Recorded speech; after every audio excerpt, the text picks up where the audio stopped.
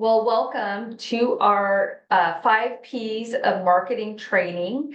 My name is Ronnie Holder Diefenbach, and I'm the executive director for the Economic Alliance. And I am we're sponsoring this training with Roxanne, and I'll go ahead and let everybody do introductions. Carlos, do you want to go ahead and introduce yourself? Alrighty, hi guys, my name is Carlos. I own the Crepe House out here in Wenatchee. And yeah, I'm just here to learn and see what we can do because it's Wednesday, so I'm technically off, but it's, those days where we're just learning a bunch of stuff. So Well, we're happy that you were able to join us today. Roxanne? Hi, Carlos. I'm so glad you're here. Now I'm gonna have to come check out your place. I didn't even know there was a crepe house in Wenatchee, so yay, another reason to go out there. My name is Roxanne Best, and I am a facilitator with Economic Alliance and a lot of other organizations. I primarily teach how to write your business plan and also like how to create marketing strategy on social media. Those are my zones of genius. And today I'm super excited. This is one of my favorite topics because I believe in any business, these are the foundational pieces to develop your marketing strategy moving forward. If you don't have these in place, then it makes it really difficult to do the other things because then you're constantly searching and trying to redefine things. But when you create this platform and this foundation right out of the gate, it just makes everything else that you do in your promotion and branding a lot more accessible and a smoother process. But yeah, I'm super hooked. So there's so much more, and you'll probably hear some of my stories as we progress through. So thanks for being here. thank you for having me. And yeah, the Crepe House has only been open for 7 months, going on our 8th month now. So we're still fairly new, and we're still trying to market ourselves the best way we can, without breaking the bank, because that's Right. the biggest thing I found out in this process. It's very expensive. Yeah. Well, and you're doing one of the best things ever is being in spaces that are free for you to be here. And you just told one person who has a friend out there working today, and I'm probably going to message her. Or if you're probably not open today, huh? Yeah, not today, but Okay. we're open every other day, and we recently extended our hours too. Right, because she goes out there all the time for work. So I'm going to tell her, you're Yeah, going to have yeah, to no. go check out this new place. So this is part of that promoting ourselves that we don't really think of when we're in business by connecting and being in spaces that others are that may not know about our businesses. So good job. Thank you, thank you. No, honestly, it was great and a great opportunity trying to learn. Well, I got it connected with the chamber, and then the chamber led me to meet this other Dr. Lupine from no, Dr. Hendricks from Lupine Medical, who then told me about Supernova, who then led me here, and it's been just opening so many doors left and right, and I'm like, oh, I got to sign up for everything, because Yeah. I really want my business to stay and be, successful at the end of the day. So it's like I realized like half of my job is not necessarily working, it's more connecting, more getting into classes, learning, and seeing who else I meet, kind of thing. Mhm. Absolutely. It's so true. So true. Awesome. Thank you. Savannah, would you like to introduce yourself? Hello, I'm Savannah and I'm with Welcome Home Villa and Lodge. And then the provider of those two adult family homes and I are starting up a home care business. And same thing, we heard of you guys through Supernova, and we're just looking to improve our marketing. And also with opening up home care, we're definitely going to have to do a lot of marketing there and finding ways to get in front of the seniors in our community and their sons and daughters or granddaughters. And so, yes. Well, welcome. Thank you. And Kaylin and Mason, would you like to introduce yourselves? I'm Kaylin Marchand-Amy. I'm the Business Marketing Outreach Specialist here at the Economic Alliance. And I'm Mason Duke, Economic Development Specialist with the Economic Alliance. We're here today to make sure all the tech in this conference room functions well and also to learn from Roxanne. Awesome. Are you guys able to hear them okay? Yeah, I'm just not sure which mic we're using, if we're using this one or that one. It's wonder the if one, it's the one in the, off of the eye. Okay, right now the audio is coming from my laptop, so I'm wondering if I can switch it. I'm gonna try this, so bear with me for 1 second. Okay. Can you hear me? It was better the other way. Okay. That's good to know. So I will go back to I think this one. Okay, how's that? You just help the volume. A lot better.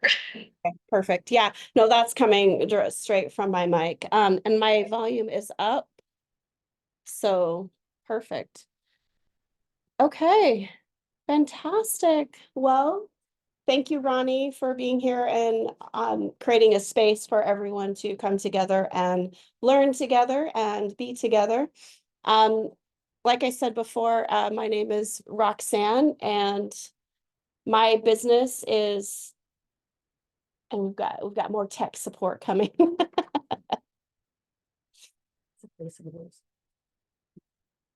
Is it? Oh, okay. Oh, I got you. Aesthetics. Sweet. Okay. So my business is Our Best Life, previously Roxtography. And I started out as a photographer and just realized that my zone of genius is actually in knowledge sharing. I love to learn. I take workshops. As soon as new technology, new practices come out, I'm like jumping on those webinars and jumping on those workshops or in those masterminds and learning as much as I can about the new technology, new topics, new strategies. And then I share it out with organizations that I work with. So I'm super passionate about teaching and sharing knowledge and helping to, break down any barriers to entry that people might have to going into business. If you don't have a legacy business, oftentimes it can be really challenging to start a business. So I love to help find ways to navigate those spaces where we can be entrepreneurial and successful all at the same time. And like I was mentioning earlier, one of the foundational pieces to any business plan, any business or marketing strategy is to know the 5 Ps of marketing.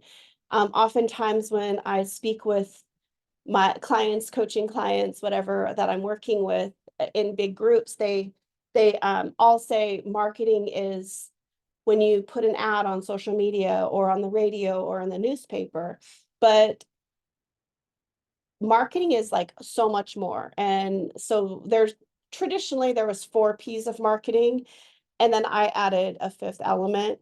But the 4 Ps is also foundational pieces for your business plan. So the first, and we're going to go over them in detail as we navigate through a workbook, which you guys are all going to get a copy of the workbook as well. So what I show on the screen, you guys will be getting a PDF version of the workbook. So you have that available. So don't feel like you have to quickly take notes and write everything down that's on screen, because you will be getting access to that. But so as identified, it's what is your product or service? What are you offering? So defining that out, each like a menu item. Well, again, we'll get into that. So what is your product place? Where are you selling? Where do people go to buy from you? And then price. How much are you selling your product from? And then the 4th element in the traditional model is promotion. So that's where, like, where am I marketing or where am I promoting my business? Where am I showing up to let people know about what I have to offer? And then the 5th P of marketing that I've identified is people. Oh, I'm giving everyone a thumbs up. Is people. Who are the people that you are wanting to attract into your business? Who are the people that are going to buy from you?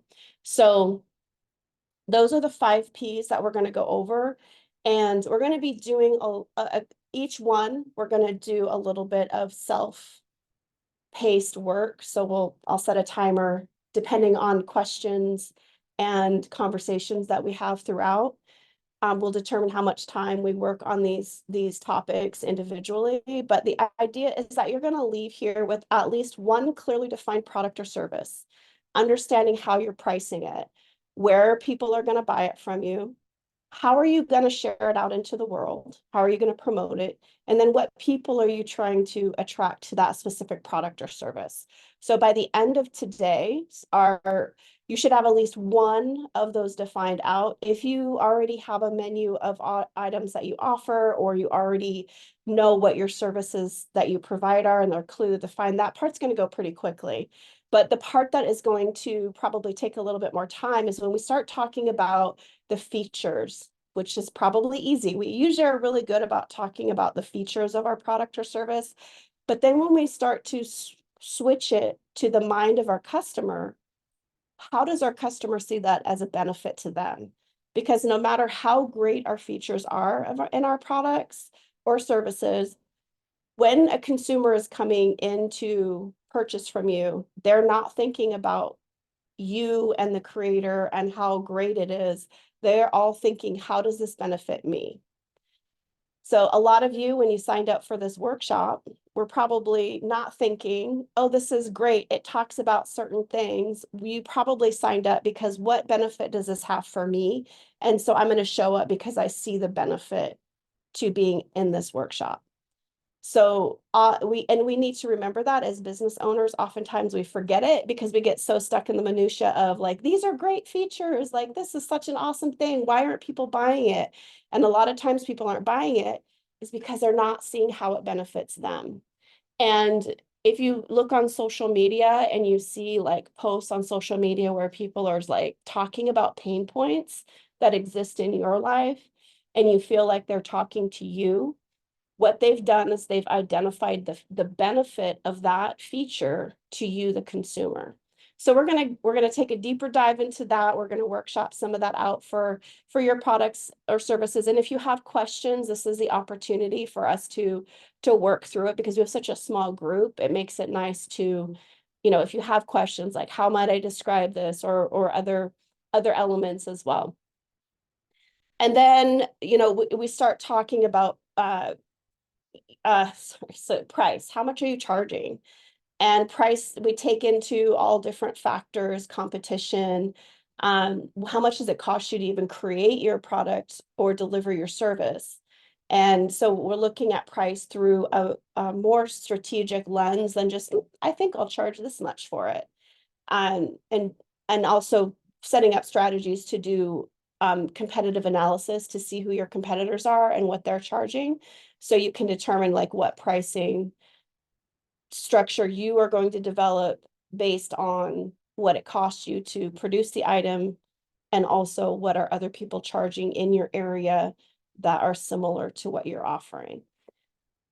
And we'll talk about promotion, like where are you going to promote, and plan out different strategies that will help you to create a promotion plan that will actually fit within your budget, within your time allowances, and also, that are going to connect with your primary customer, your perfect customer.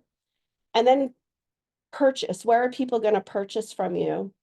And so if they can buy online, if they have to walk into a store, if they go to a facility, or do you book online and offer your product or service via the internet? So we're going to define that out. And also we want to start to create a pathway. I'm forgetting the word, a pathway from a customer being introduced to what you're offering to the end purchase. So whether they see you on social media and they're like, oh, this looks like a great place, I might want to go there for lunch the next time I'm in Wenatchee. And then they start to scroll your social media and they see beautiful images of your food. I'm thinking of the Crepe House. beautiful images of your food and getting to know the staff and the owner, and they start to develop this connection. And it goes from this feeling of, this seems like a good idea, I'd love to go there. And then how many of us forget 90% of the stuff we see on social media? So we have to continuously build this relationship and this knowing and understanding. It's referred to as the know, like, trust factor on social media. So most of the time, people are finding out about our businesses online through some sort of social media platform or our YouTube channels or our websites. So it's up to us to build that know, like, trust factor in that space.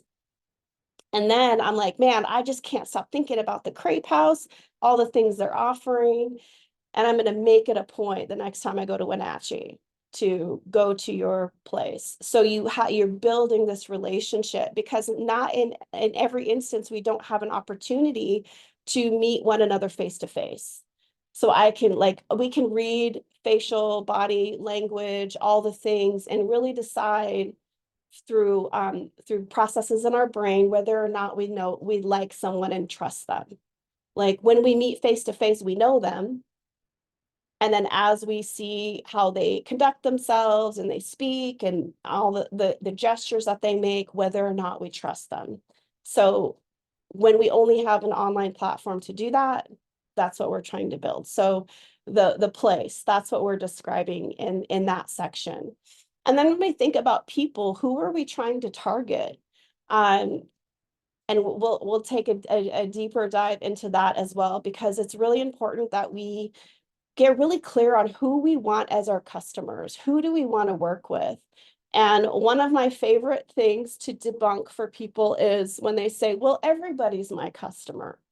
This is true. You would probably sell your product or service to anybody who wants to buy from you, because we're in the business of selling what we have to offer. However, in the example of Savannah and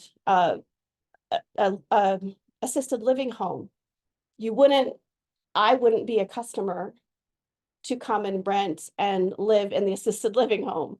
So I'm not your customer. However, however, people my age who have aging parents who might need an assisted living facility, I would be your customer in that sense. So it would be people in my age group who are taking care of aging family members, adult aging family members who need assisted living facilities.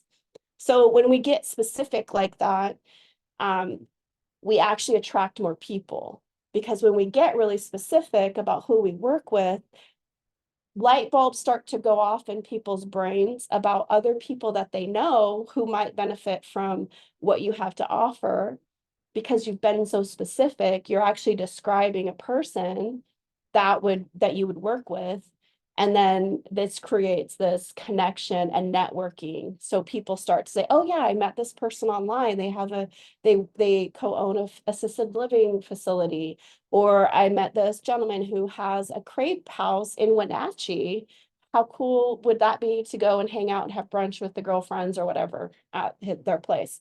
So we start talking about it in those terms, and then that creates a connection. But if you're like, everybody's my customer, we sell to anyone, not everybody likes crepes. Not everybody needs assisted living facilities. So we're talking to the people that need what we have to offer so that they can connect and feel like this is a place that I would want to spend my money. So that's where we're heading. And as far as etiquette in the Zoom space, because y'all can just ask questions. But in Zoom, if you do have a question while I'm talking and I'm screen sharing, please feel free to either type your question in the chat, 2, raise your hand. If you use the raise your hand, like I think if you do this, AI will see it and it will raise your hand for you. But you can also use the raise hand button on the bottom of your screen. And then the other is just unmute yourself and ask a question. Say, hey, Roxanne, I've got a question about what you're talking about. Most likely I will check the chat to see if there is a question. Ronnie's really good about saying, hey, there's a question in the chat, Roxanne. So we are monitoring that as well. But if you need an immediate answer. Don't be shy about unmuting. I'm okay with it. It doesn't bother me. Some people don't like that, but I don't mind it at all. So we can get through what we need to get through. Any questions about what I've said so far?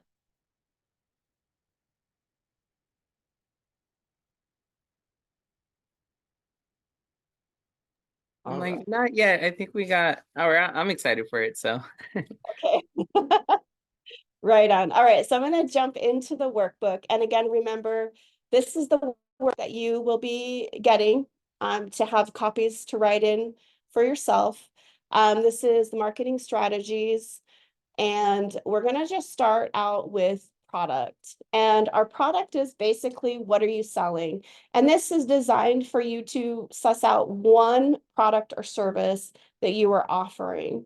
So the first thing is, what am I selling? You know, create a name for it. You know, what are you calling it? Like, even if you're a crepe house, you probably have different types of crepes. If you're assisted living, you probably have different types of packages. And so name those packages so that people, if they were going to your website, or if they were opening up a menu in your restaurant, which we just happen to have a restaurant here, so opening up the menu to be able to place that order without you verbally telling somebody what it is. So you can offer deeper explanation. That's not what we're not trying to avoid that, because people still will have questions, which is great because we're creating dialogue. But we want to name what it is that we offer, so that, because if I were to say, I offer workshops, that really doesn't do much. Like, there's what kind of workshop? And then if you're having that big long conversation, it makes it a little bit more difficult to get to that end purchase point where they're like, here, take my money, I want to do this. But when you have it listed out by name, it makes it a lot easier for your customers to say, okay, I like this package at this price point. And then after we name it, and we're just kind of right now, price it is just like, I think I'll charge this much. You may have already done your research on pricing, which is fine. Then you can just put that here. And then you see on the bottom, features. Features are the facts. These are the dimensions of the product that you're, or service that you're offering. These are, you know, a 6-inch, I'm just throwing numbers out there. I have no idea. It's a 6-inch egg-based crepe, and it's gluten-free, and it's, you know, all these different features of it. And where, so that's what you're listing. So features for an assisted living home would be, you know, what size is the bed? What are the dimensions of the room? What are the rec areas like? What is the food like? All these different things. Those are facts, the features. And then when you look at that list, we start to think about, we're foreshadowing a little bit, thinking about a customer that would be buying from us or benefiting from that feature. So what is the benefit of having an egg-based crepe that has no flour in it? People that have, you know, gluten intolerance, they'd be able to eat your crepes, right? What are the benefits of having, you know, beds that can raise and lower and, you know, sit up or lay back, like hospital style beds? You know, then you would talk about the benefits of those, you know, having the feature of having hospital style beds in our assisted living facility means it's easier for our residents to, you know, sit up if they need extra assistance for elevation while they're sleeping, or also we can lower the bed so that it makes it easier for them to get out of bed, which increases that sense of independence in their lives that they're probably already missing by being in an assisted living home. And it creates a sense of self and, you know, independence that they might not have in other situations. Whereas, and if it wasn't a hospital style bed, then they would have to call an attendee and possibly wait for someone to help them, you know. And again, you know, I'm just throwing thoughts out there. I've not done any research. I'm just thinking, like, why would a hospital bed be beneficial? And I would have loved to have one the last couple days after I hurt my back and couldn't stand up. And I was wishing I had a bed to like push me up out of bed so I could stand up. So what are those benefits and of the features? And that's what we're looking at. And then, you know, what does this product or service solve for the customer? You know, what different types of crepes or different types of room styles or different types of activities, what fears, frustrations, pains, and urgencies might your customer have? So an example, let's say that Carlos's Crepe House is not a fast food place. It takes 15 to 20 minutes after you order to get your food. I'm just throwing this out there. So if somebody needs a quick, fast lunch during their lunch break, this might not be the place for you to come for lunch because it takes a while for us to get your food out. However, if you want to have a slow morning with your friends for brunch or whatever, this would be the place for you to come. On the flip side, you may have a pre-made crepe lunch option. So you would be addressing the frustration of I only have 30 minutes to an hour for my lunch, the pain of I really want good food, but I don't have a lot of time. And the urgency obviously is time, and I need to feed myself, and I want something good and nutritious that I can eat. And then the fear that you would be addressing is the fear of not being able to get quality food in the amount of time that's allotted for your lunch break. So if you had a pre-made, like a crepe bento box, if you will, where they like take it and then they build their crepe on the go, that might be something that, you know, you could market to the lunch crowd. But that's just an example. Again, I don't know what your menu looks like or what your offerings are, but just a way to describe how you're addressing those fears and frustrations, pain points, and urgencies. So another element is we almost always see pain points or frustrations or like aggravations for our customers. Another aspect we can think of is as a benefit, does it have to be a fear? Can it be the opposite of fear? How am I bringing safety and joy and comfort to someone? How am I, instead of talking about frustrations, how can we talk about the opposite of frustrations, which would be like, I don't even know, I should have thought about this, the opposite of frustrations. So whatever the opposite is, you know, you can also talk about the calmness, the benefits in a positive way that will attract customers to your business as well. And then so at the end of this, you see a sample social media post or ad that you might create. So this is where we bring all of this work that we did together and use it to create a promotion, which is put a post for social media, an ad that we might run in the newspaper, because this is where we could talk about a pain point and then talk about how our product or service solves that pain point, what that product or service is, and then maybe put the price point out there. And maybe you're running a special discounted offer for a short period of time that people can take advantage of. So whenever especially when we're paying for advertisement, we always want to create this sense of urgency, like limited space, or for a limited time, we're offering 20% off to each brand new customer that signs up for our text marketing list, where we send out a text every day for you know, what the residents are doing today, or what our lunch special might be, or what the crepe of the day is. So, you know, you're creating this space. So how can we take what we've created in our product, what are we selling, and then turn that into a promotional piece? So we're going to take, it is 9:23. I'm talking fast today, and I haven't even finished my coffee yet. So we're going to take, it's we'll say it's 9:30. We'll take 10 minutes and just pick at least one product or service and work through all of these steps. And I'm going to be here.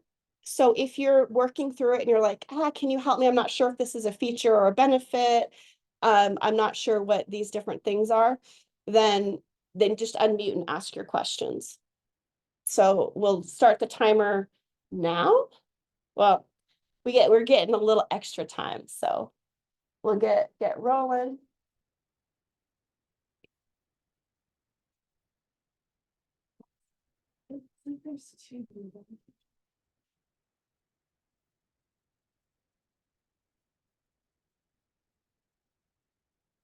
That's for further. Oh yeah. No, it's good to erase that out though, so we're not. And I'm gonna mute myself.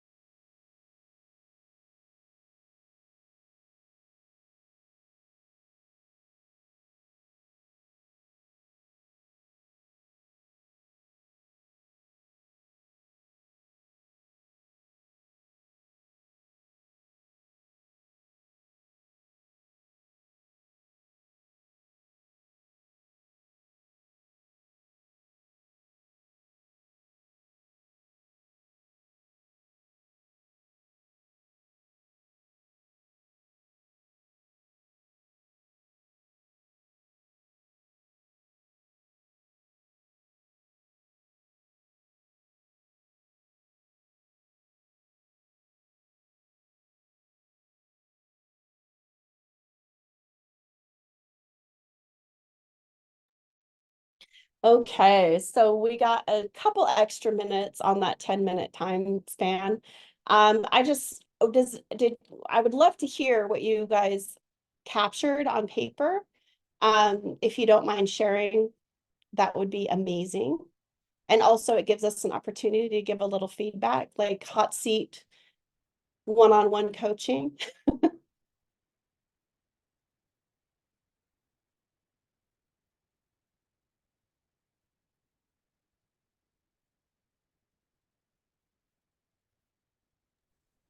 Alrighty, so I did what's a new product that I'm launching, or not a new product, but a new style of crepe that I'm launching. Basically a crepe in a cone. Just launched it last week, but I have had one sale on it. So that's I took this opportunity to kind of grab it together and like get more concrete onto it. So basically my price for it, $9.75, and it's basically I'm giving the option of a built your own crepe cone. And then you can also do any of our specialties. So for example, the recent video that I made for social media was regarding a mixed berry crepe cone, which came with strawberries, raspberries, blueberries, and our homemade strawberry jam, which isn't overly sweet. It's more of that nice bitter sweetness balance to it, including with the crepe crust around it kind of thing. So one of the benefits that I found in it is that it's just handheld, so perfect to just grab and go explore the rest of the town. Perfect to entertain the little kids, little kid with the little ice cream cone. I think it's always so adorable. Um, we can also enjoy it. Gluten free. So like you can, as an adult too, like if we have dietary issues or anything like that, I include that gluten-free option with a gluten-free ice cream, which I think it would also open a possibility of vegan ice cream and my vegan crepe too that I'm working on. Cones are composable, so they're not, or yeah. So if just in case a little kid just drops it on the floor or anything like that, I mean, it's safe for the environment kind of thing. But always preferred to just throw it in the trash kind of thing. So my target for that one would mainly be for kids and for also like high school student, college students, or those influencers that are coming into town, especially right now during summer, where, the greenery and everything, and just having something to walk around with. That's awesome. I love that idea. Um, so what are you naming it? It's just a built your own crepe cone. I So think if I you, should, I would workshop a cool name, okay.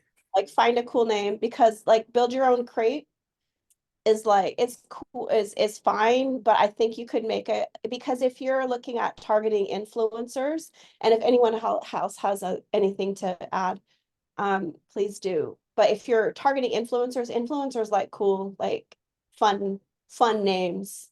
Mm-hmm. Um, Okay. I don't know, what's a name? Crepe and a cone and a crepe cone. I don't know. Yeah, it's like crepe cone or crepe and a cone. Yeah, like, It's kind of snappy and has a good ring to it. It's got that alliteration. yeah. Did you hear that? Yes, a little bit. There we go. Turned up my volume. No, so like crepe and a cone or something like that, where it's a kind of it could be descriptive or depending on how you've named other items on your menu, you might, if you have like themes or you're using local landmarks or whatever to name your crepe offerings, you could, just play off of however you've named your other crepes. Mm-hmm. Um, you said, hopefully influencers that want something to hold and like take pictures of, they also want to have a cool name to go with it. And that Okay. price point. And also, so some features, thinking about the berry one would be like, are they fresh berries or frozen? Also, the ice cream, the feature would be, what was it, vegan, dairy free? Mm-hmm. And then you also, if another feature would be gluten-free option, correct? Mm-hmm. And then another feature is you build your own. And then another feature would be the size. So if you have like small, medium, large, Okay. or if you just have one size. Mm-hmm.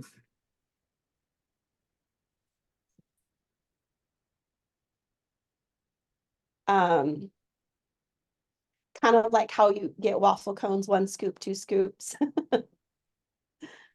Oh, okay. Like it's the waffle cone stays the same size, but Mm-hmm. the amount of ice cream that goes in is where it varies. Okay. So play it by scoops kind of thing. Yeah, Oh, yeah, there we go. that's how you, yeah. Yeah. This is why workshopping is so fun. Honest. No, yeah, because like for me, it's always like, oh, okay, I got this idea, but I always need that, other feedback kind of thing, and it's just bouncing off ideas. I didn't even think about putting scoops in it. Yeah. Well, and it's just like the amount of fruit you put in or the amount of the filling that you're putting in the crepe that would Mhm. vary. The crepe would be the same, but the filling amount would change. And of Mhm. course, you want people to always get the fullest one. Um, but So, yeah, so what did you list? You said benefits of the cone, the crepe cone. It's a kind of a grab and go item, or it's a hold it and walk around yeah, it would town. definitely be like a grab and go. So my plan is to have like some kind of like set, just on display kind of thing. So people can just like, boom, I want this one and, head on their merry way. Another benefit that I found is a way to entertain the kids. Because yeah, little kids, running around, but at least now they'll have, I don't know, something to play with a little bit.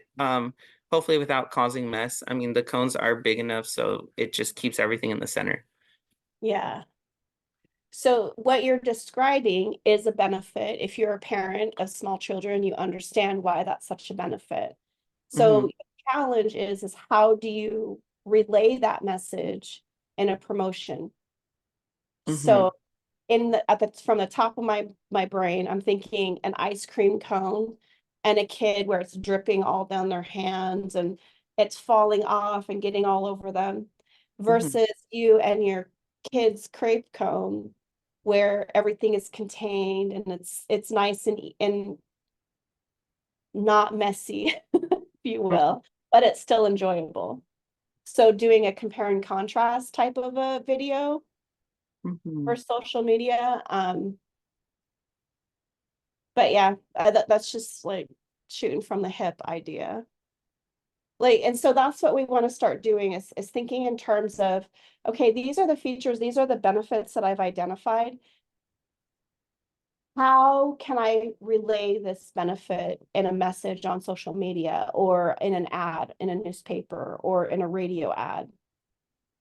And make it connecting to our customers, to our target customer.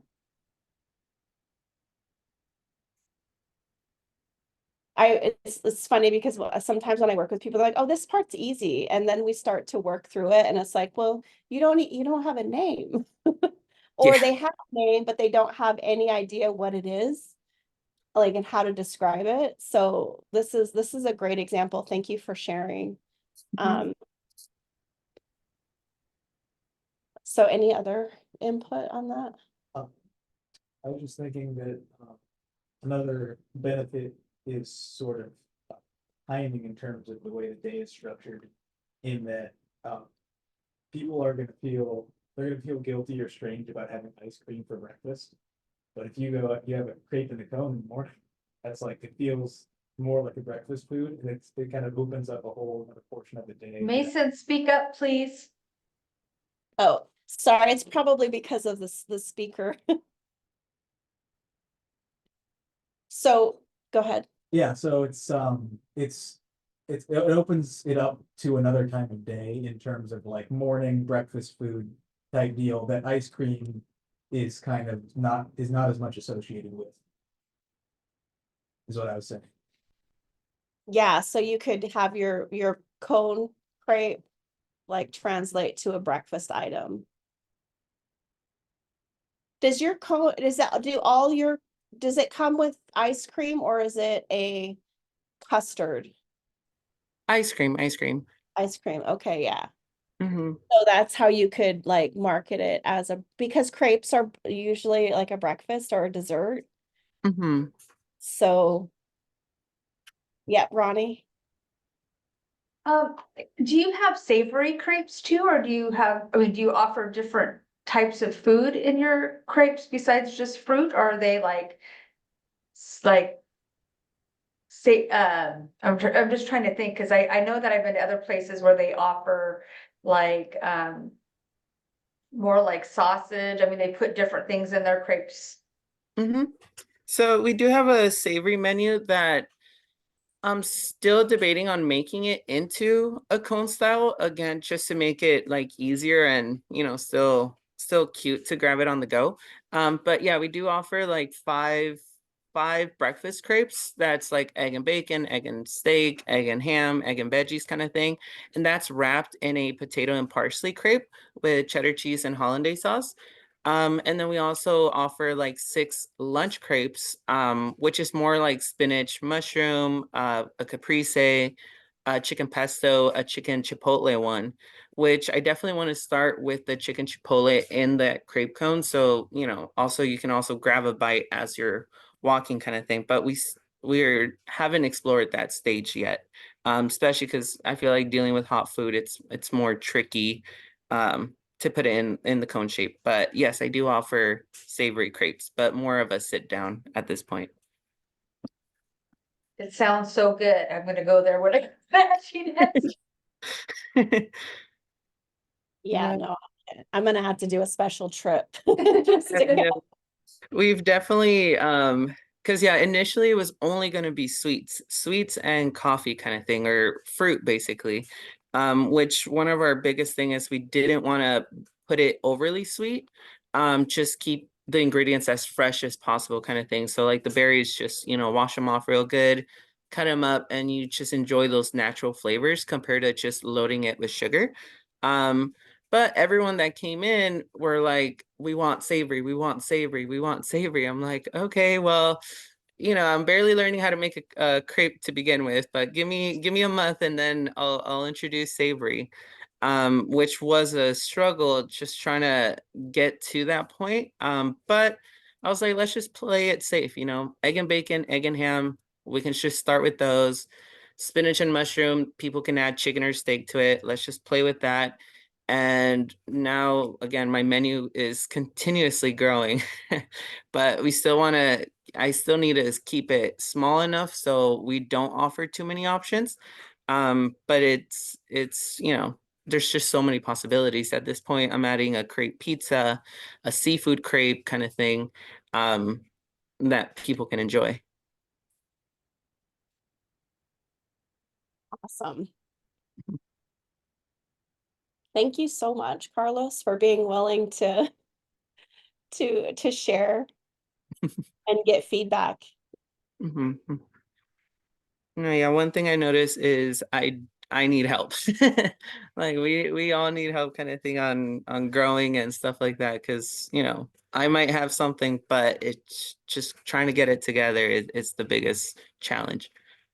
Yeah, and that's where I always encourage people to, especially when you're a business owner, is to find other business owners to like shoot ideas back and forth with, and coming into spaces like this where you can like workshop an idea and get feedback is so valuable that we don't always get that as business owners, to be able to have those spaces to have these discussions. So I'm super happy you're willing to share. Yep. Thank you. Thank you. I know Savannah mentioned that they might have to go jump on a meeting. So we're gonna go ahead and move to the next topic. I want to do like a 30-minute lunch break at 11:30, just so you guys can kind of pace out your break. So let's go on to the next slide, which is people. Who are the people that you want to come into your business or your to come to your website, or where they're going to be the people that you are going to buy from you? And, the basic demographics information, age, income level, gender, family information.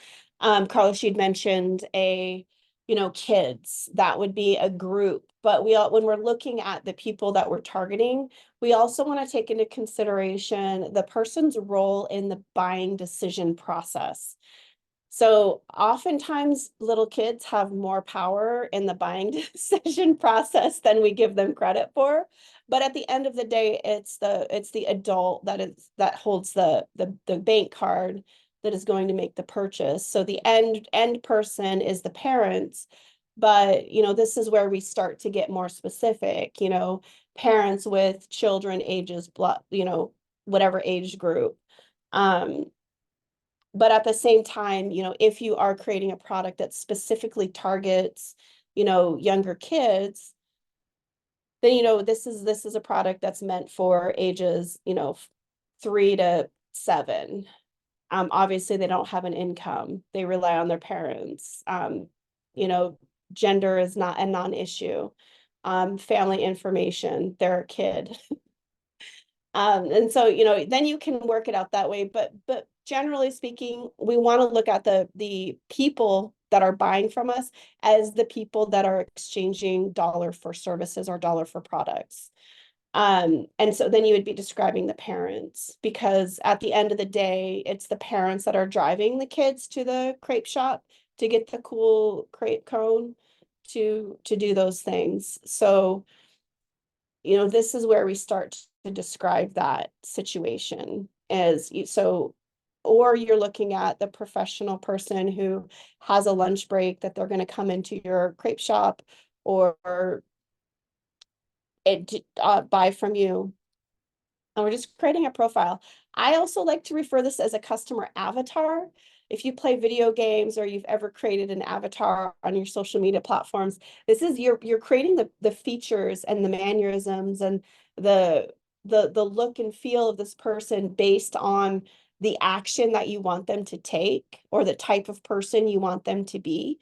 So you're creating this identity, and it could be an existing customer that you already have, and you just want to attract more people like that customer. And, and we also have customers that we don't want to attract to our business. So sometimes working from what I don't want helps us to identify what we do want. So when we're looking at the basic stuff, age range, income level, gender, family information, and their wants and aspirations, what do they want? In the situation of food, they usually want tasty food. They may or may not care about healthy. That's up to you to decide. If that's the kind you want like health conscious customers, or do you want people that just want good food and don't care about healthy food? What they really think or feel.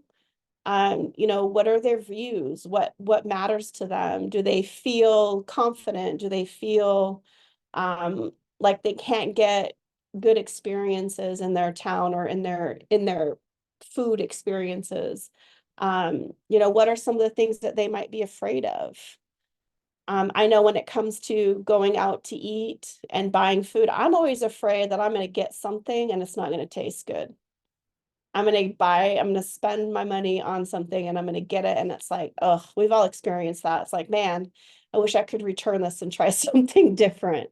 But if you know that that's something that they're afraid of, what sort of policy or scenario can you create that will avert that fear? And I'm just throwing out examples. None of these are meant to stick. But if they do, then definitely hold on to them. What are they frustrated with? They might be frustrated with the fact that there's no gluten-free options that taste good, or they might be frustrated with the fact that they love to eat crepes, but there isn't a spot to get crepes. And then what's causing them pain? This is, this could be like finances, this could be, living situations, community, what are they frustrated with? And then this bottom is where you bring all this information together and describe your ideal customer. And this is going to help you also when you're creating your mission statement and your value statement or your vision statement, because this is the person that when you're describing in this statement, you're talking to this person. And that's why understanding what they're afraid of, what their obstacles are, what are they going through? Because this is also where you're going to discover things like what kind of, where you're going to promote. Like if this is let's say a 50-year-old professional woman, I'll say 60, with a pretty decent income, female, kids are either grown or still has maybe teenagers in the house. What are their wants and aspirations? So you're creating all this information. And then when you describe your ideal customer, then you're like, my ideal customer is a 60-year-old female, and she wants to have a unique eating experience that isn't what you can typically get at all the other eating establishments in town, where all the food basically tastes the same, just a different brand name on the restaurant. And price isn't an issue for her. She just wants to have a good experience. And she hangs out on Facebook because she's 60. Probably not going to be on Instagram, probably not going to be on TikTok, might be, but there's a high probability that this customer demographic is going to be on Facebook. So this is where when we get this information, yeah, go ahead, Carlos. Sorry. So now that you mentioned that,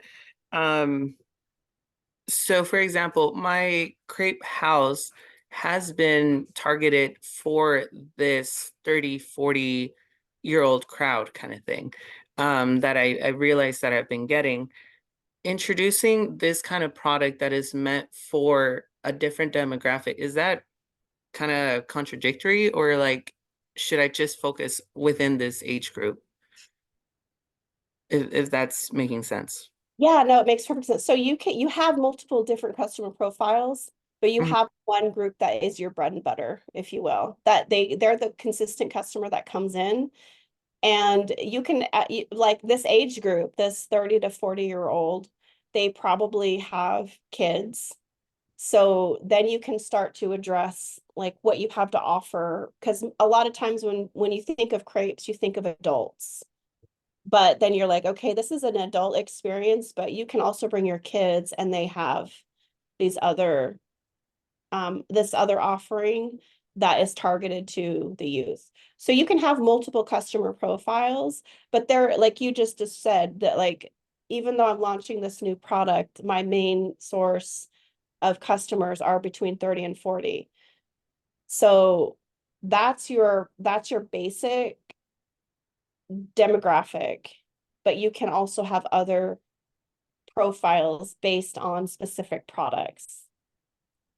So that's where a lot of times we get stuck. It's like I can only have one, and that one I have to do everything that for that one customer, but you have multiple customer profiles. But we're just starting with one, because once you have one, then it's easy to build out the others. Okay. So for example, I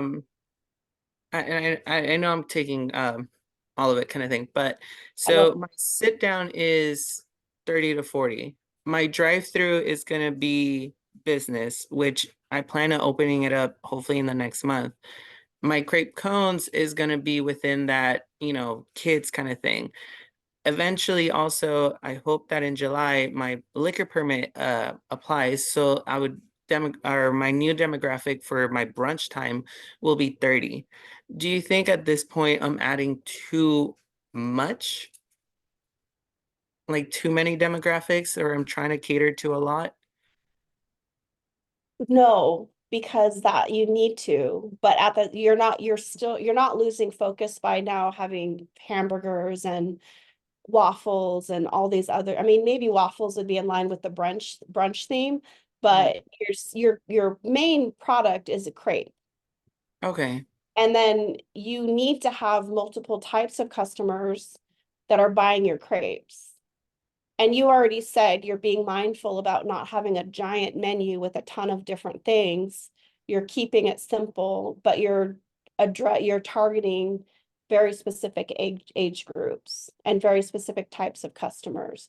And and this is where you would create a profile like you talked about the drive-through demographic, that customer profile, the come in and sit down customer profile, and then the new crepe cone customer, which I would buy a crepe cone. So, I mean, and also, maybe I would also recommend maybe some more research on brunch, the age demographics for brunch. The brunch crowd isn't always just the 30-year-olds, Okay. but no, you can have multiple profiles.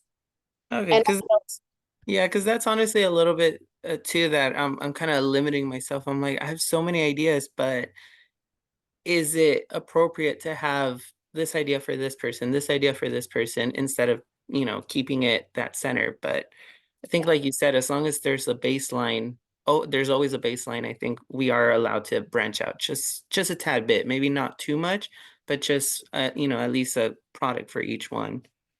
yeah, and you're doing exactly what I would recommend a business do is when you're launching a product, you have a very specific customer in mind.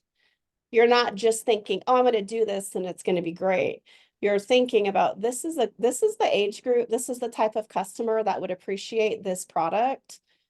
And that's like that's a great way to approach it, because then you can start to develop the promotional materials, the profiles, the way that you're going to let that customer group know that you have a product that is designed for them.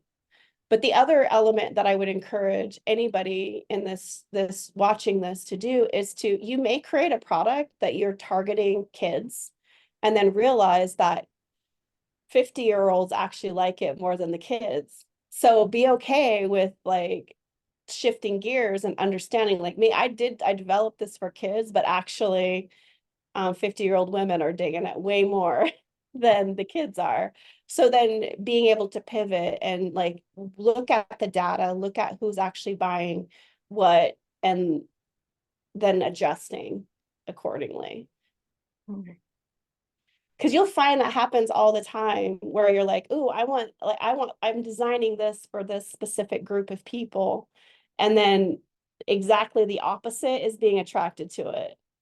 And you're like, okay, well, we got it. Like, that's okay. Like, sometimes that's the way it works. And that's why marketing and promotion is so like, you come up with a concept, an idea, and then you put it out there, test it, and like see what happens. And sometimes it's exactly what you'd planned, but a lot of times it's not what I was expecting, the outcome. But we hope and we set ourselves up to be successful the way that we plan, but also understanding that it's okay if the outcome isn't exactly what the plan was. I hope that made sense. In my brain, it made a lot of sense. But part of this people aspect is also helping us to see like where we can position ourselves when we get into the promotion aspect, so that we are in front of this group of people. Does that make sense? So what, like, we know that there's a lot of elder groups now on TikTok. They're a little bit slow to adapt, but there's a lot of elder people on TikTok now. But a majority of TikTok is the younger crowd. We also know Instagram is like where all the cool people that were on Facebook when it first started, they all went to Instagram. And now it's all the great grandmas and grandpas that are like hanging out on Facebook. But what I've discovered in my research is that I still make a lot of business on Facebook. So Facebook has kind of become a marketplace where businesses promote what they're selling and people are buying from there. But Instagram is now turning into a space that is more of a marketplace than it used to be, like the cool kids group, and now everybody knows how to promote and sell on Instagram. So it's becoming a place to buy. I buy more stuff from TikTok and Instagram than I ever did from Facebook.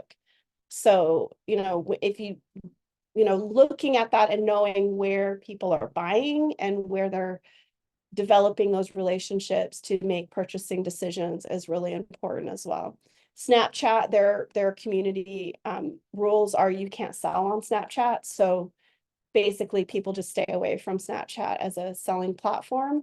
But that's where like super young kids are, right? So you might just have some influencers on Snapchat eating your cool crepe cones. So no, and I love the questions. It helps discussion, and it makes, and these are general things that can be shared amongst everyone. And so just as an example, my my mission slash vision statement is I work with Indigenous women who are ready to get out of their own way, develop tools and strategies that will help them become the leaders that they're meant to be in their communities. Now, despite the fact that I say Indigenous women, a lot of people, when I share this, they're like, oh, I know somebody, or whether it's female or male, Indigenous or non-Indigenous, it's a connecting. And the way that I came up with the statement is I did market research. I did interviews with Indigenous women that I know are either aspiring to be or are already leaders in the community. And then the words to get out of their own way, those were words that they used in the interview. Almost every single person I interviewed, they said, if I could just get out of my own way. So I incorporated that into the vision statement or mission statement or purpose statement, whatever you want to call it. And then, they want to be leaders. They want to step into more leadership roles. And these were their words, not words that I use. And I just put it together into a statement. So as you're getting to know your customers and you're hearing things, you can start to finesse your statement as well.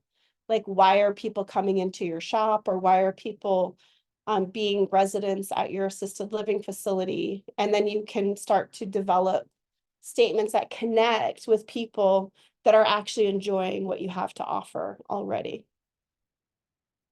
So that's another outcome from doing this work. So we're going to take, it's 10:16. We're just going to do, this is probably the one we might need more time on, but we're just going to take 5 minutes. So 10:16, 10:21, 5 minutes. I'll come back.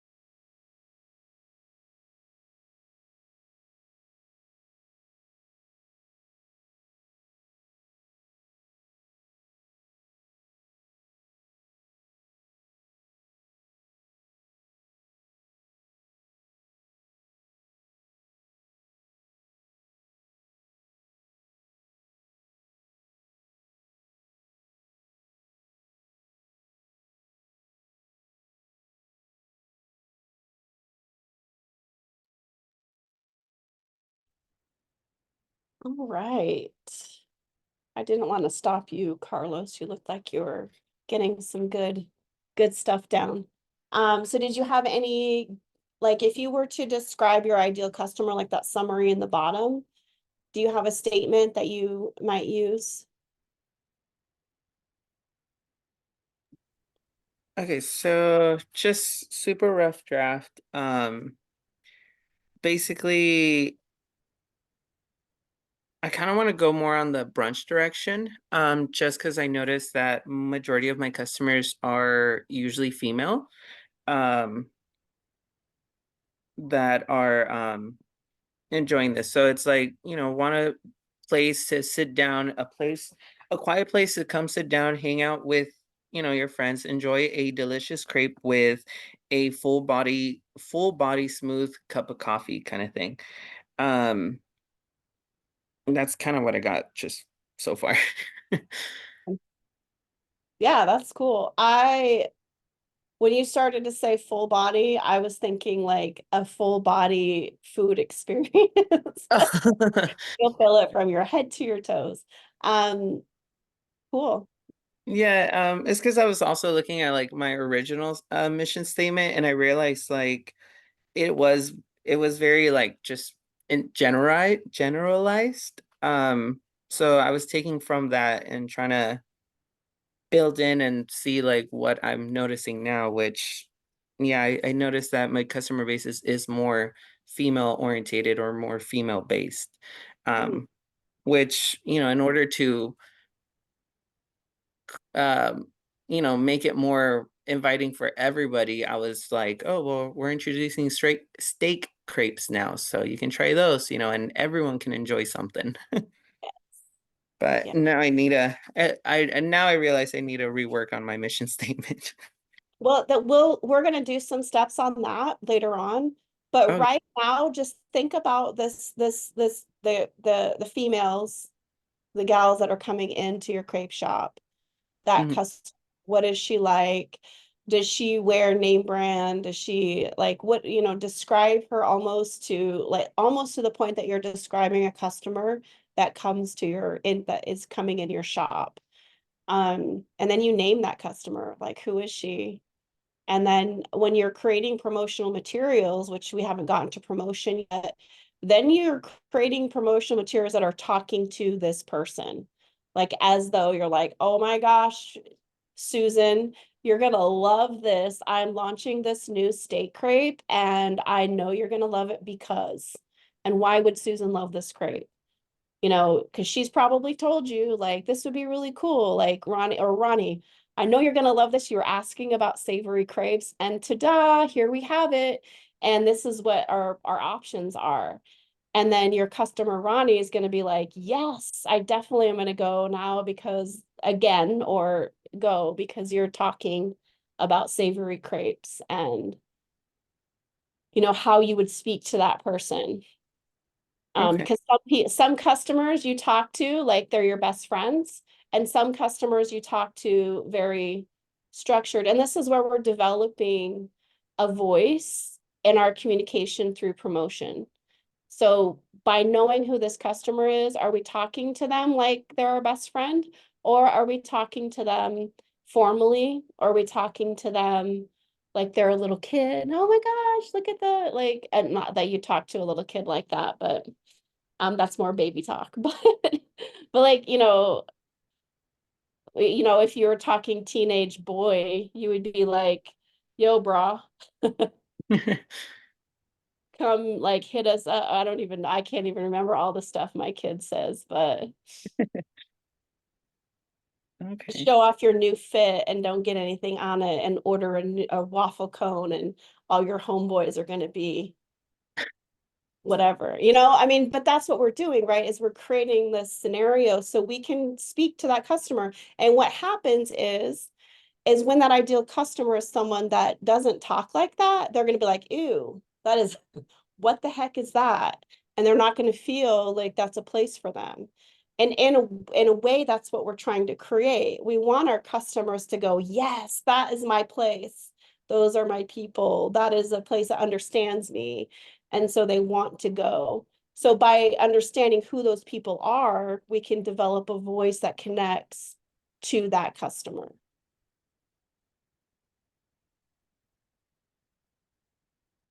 That makes sense. That makes sense. Awesome. Okay, so moving on to place. So this is where do people buy from you? If they're able to buy from you on a website, what is the website? If they're able to buy from you on social media or they connect with you on social media, what social media platforms are you using and which would be ideal for you to leverage based on the customers that you're trying to attract? And are there other places where people can buy from you? If you have like a registration form or some sort of a way to connect with people that is outside of website, storefront, or social media, list those options as well. And then you describe the experience that you want your customers to have when they walk in your store or go to your website or go to your social media platforms. What kind of music are they hearing? What are they seeing? Are there other people there? Are there conversations happening?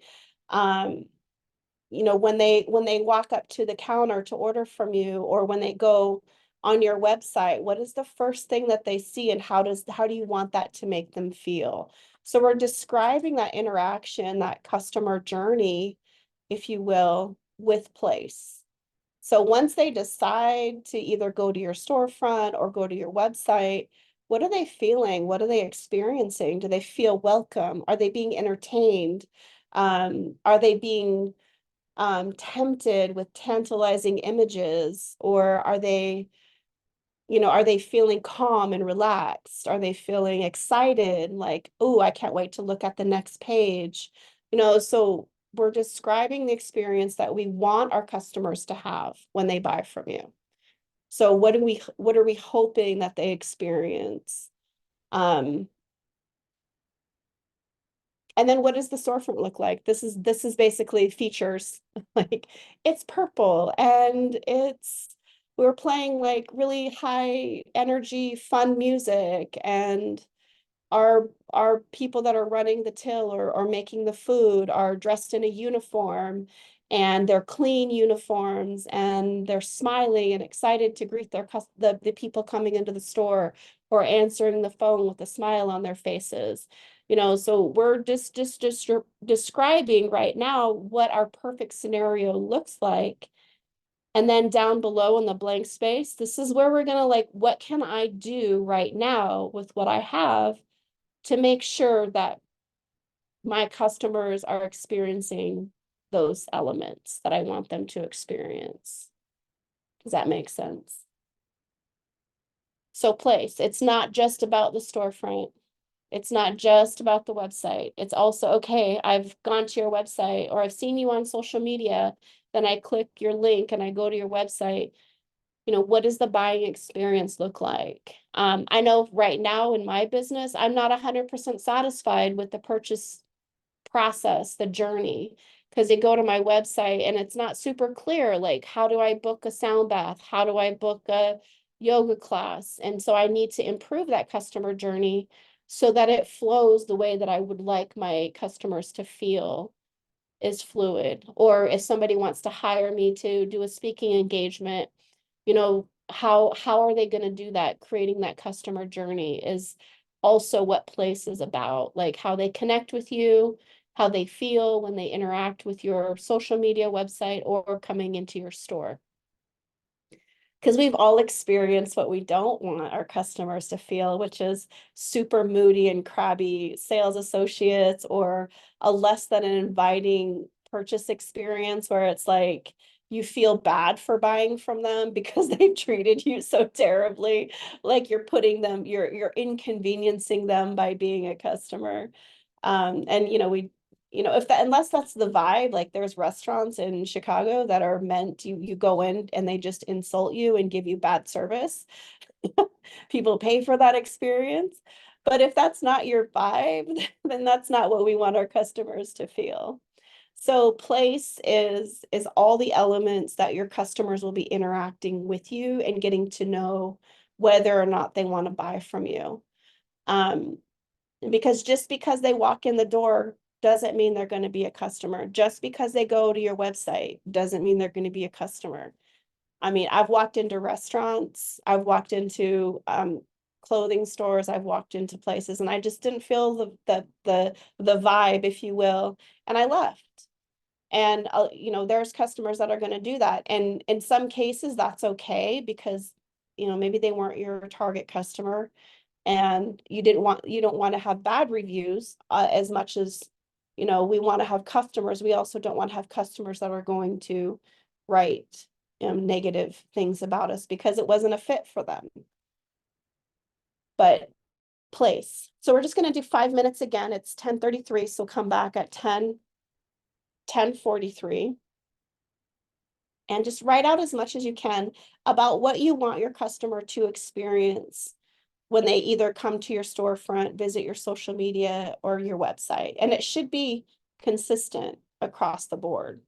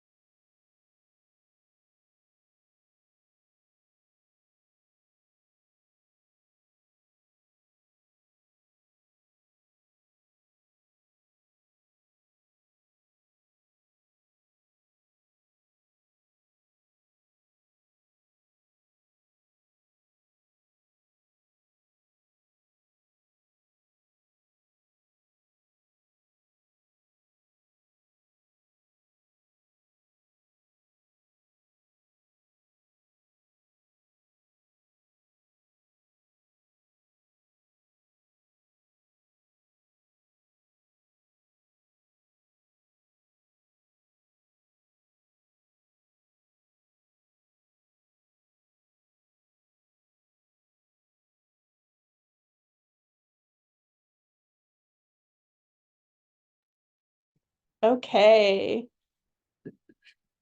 We are back. So how did that go, Carlos? Savannah, if you're back, I'd love to hear from you too, but I don't know if you're back. But Carlos. Um, it was actually really nice to see, kind of like what you're saying, like have that same experience throughout all your media outlets. Um, which I was writing like the little draft kind of thing. I was like, wow, like I actually do offer this kind of thing.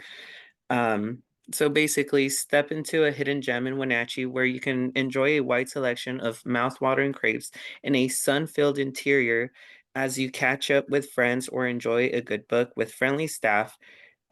Or visit us online and you can browse through an easy to read menu and catch up on community events or book your next lunch date with friends. We also offer delivery if you want to enjoy a delicious crepe wrapped in a warm blanket and at home through DoorDash. So I Yeah, think I covered all of them, kind of thing. yeah, awesome.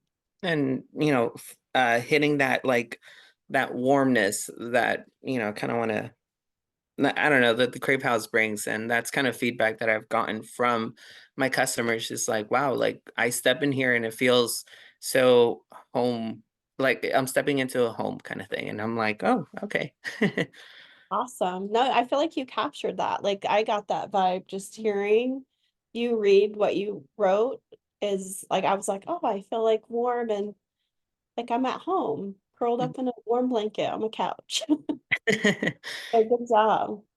Yeah, and I offered the website, offered, what your experience inside is going to look like, and um our other outlets, which is delivery system that we're just adding to. So yay. Awesome. Good job. Thank Sweet. you. Thank you. Thank you. All right. So this is where you start to think about price. What do you charge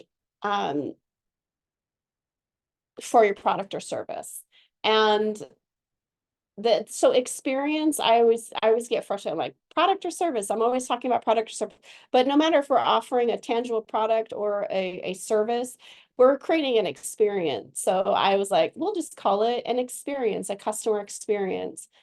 So the name of the experience, what your cost is to provide that experience, and then what are you charging the customer? So this is just, we start to do other market research here as well, where we start to look at what are other places that are doing similar things as we are doing, what are they charging?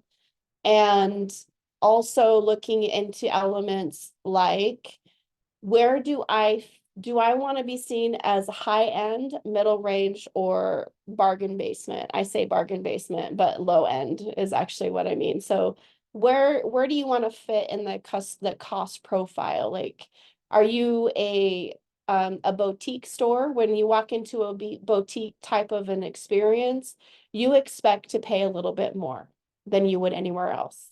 Whereas if you walk into a dollar store, you're expecting to pay a really low price, $1 for items. So where do you want to fit? And also the other element is when we go to a boutique type of place or higher end experience, we expect quality, right? We expect a certain level of delivery that is going to last, if you will, as opposed to if we go into a dollar store, if we're expecting anything from there to last an eternity, we're probably going to be disappointed in a week. So we want to make sure, that we're aligning the quality that we're delivering and the experience that we're delivering with the price that we're charging. So this is where we also start to look at our competition and see, what are they charging? What is the experience like for the customers when they go to this establishment or purchase from this organization or whatever the experience is? And how do we compare? And we can look at other businesses that are very similar to what we have to offer. And maybe when you walk in, there's not great customer service, but you're not greeted, or you don't, the customer's confused about where to go, and it creates an less than pleasing experience. And so maybe they don't charge as much, but in your establishment, it's an amazing customer experience. And so you charge a little bit more because of that great customer experience. So this is where you start to do those comparisons. But also at the foundation of all of it is we have to know what our costs are to deliver each of the experiences that we're delivering to our customers. And our costs are things like materials to produce the item. Your costs are your staff that you have to hire, your utility bills, and the costs, we're not going to go too deep into it, but you have fixed costs and variable costs.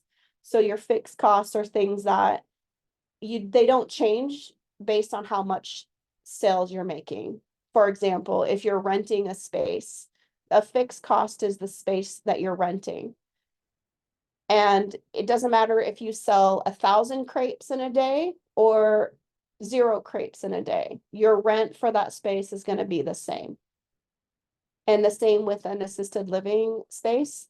It doesn't matter if you have all your rooms filled with residents or none of your rooms filled, the cost of the rent or mortgage is going to be the same. Variable cost varies with how much sales you have. So if you sell 1,000 crepes, your cost of crepe materials is going to go up. If you sell 0 crepes, the cost to produce crepes is 0. So it varies with sales.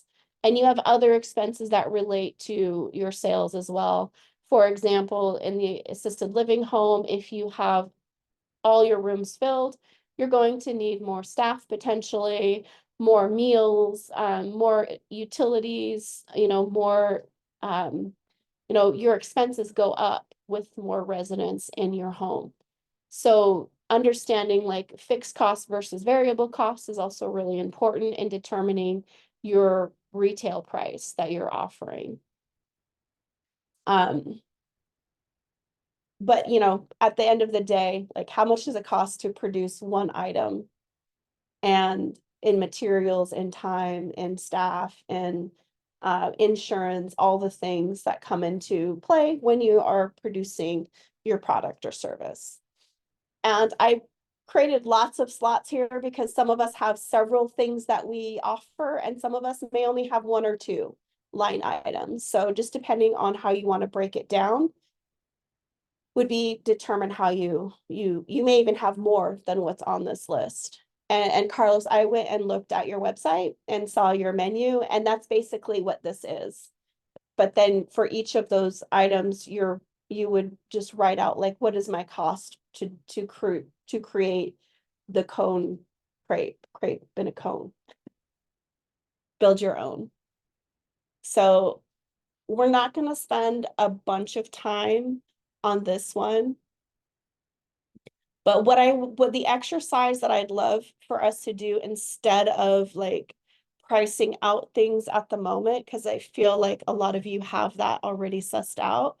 But what I'd love is for you to come up with a list of other businesses or organizations that might be your competition. And when you're thinking in terms of like assisted living or crepes, we might think, oh, well, the only competition I have are other assisted living spaces or other crepe shops. But in reality, our competition is anything that might take away customers from buying from us. So when you're thinking about assisted living, what are some of the other things that might prevent somebody from deciding to do assisted living? Maybe they decide to do home care. Maybe they decide to have a live-in a nurse, someone that comes and into the person's home. You know, so whatever, I don't know all the elements off the top of my head, but in a food business, you know, it's not just other crate businesses or other coffee shops. It's any business that might prevent somebody from coming to your business, and that's your competition. And if you can list entities, that's even better, because then you can go and look at them and see what they're doing well and what they're not doing so great at, and how you might leverage that information to improve what you're offering or to promote, like, without saying XYZ gives terrible service. And we give great service. You might just say, you know, if you're tired of walking in and not feeling like you're at home, then you will love coming to our establishment because you're going to feel right at home and taken care of, and like your family.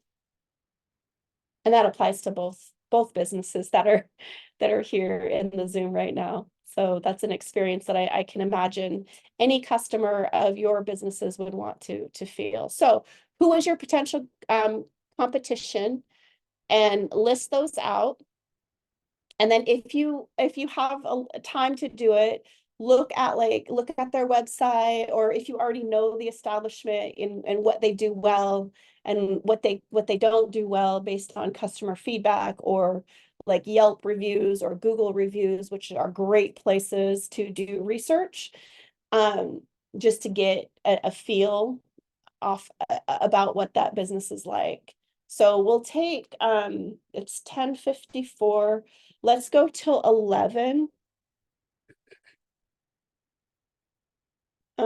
Let's do 11:05. So we'll do 10 minutes on this activity. And if you have questions or want some guidance in this process, just let me know. We're here. So at least for competition, what they do well and what they could improve on.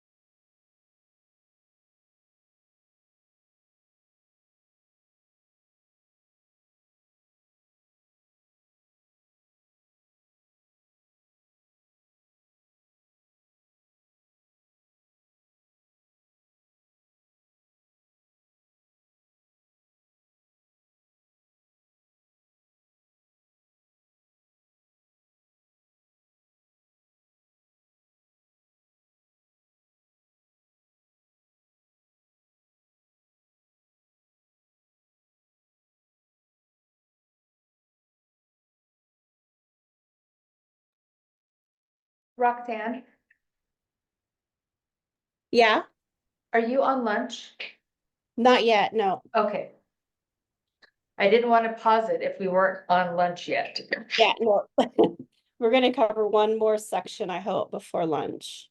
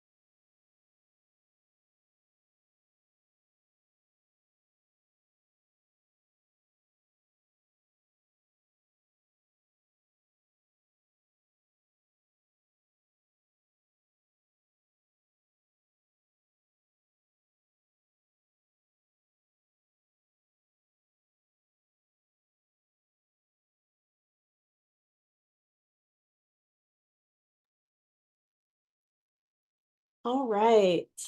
So a little early on that breakout session, but I just wanted to check in and see if you discovered any new businesses that might be competition and if you want to share at least one.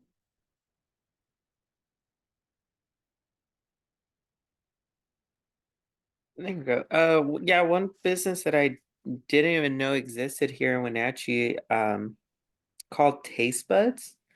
I was going through their Google and I'm like, oh, they basically serve like breakfast, brunch, coffee and all that good stuff. So I'll definitely be looking at their menu later. Awesome. Yeah. And now I considered also anyone selling ice cream in the nearby vicinity because now they're my competition. Mm. Mhm. Fantastic. Yeah, that's one of the things I love about this activity is like we don't even realize sometimes who's out there.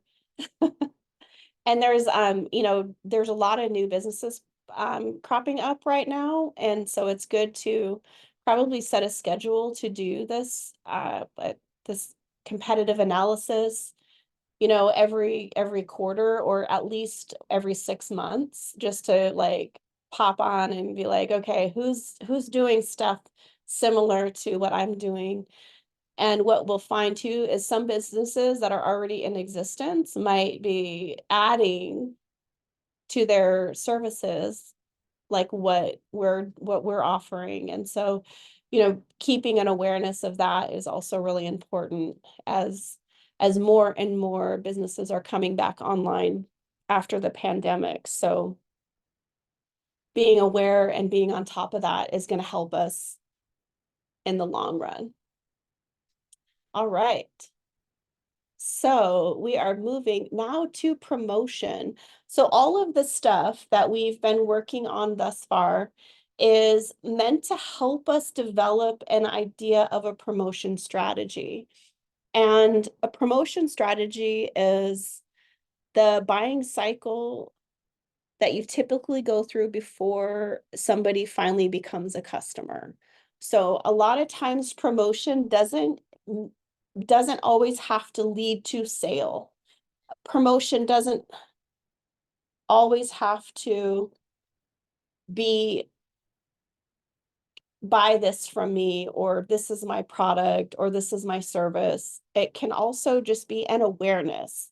So the buying cycle is mapped out here. So a customer becomes aware, like, I need a place for my aging parents to live out their final days in a safe environment.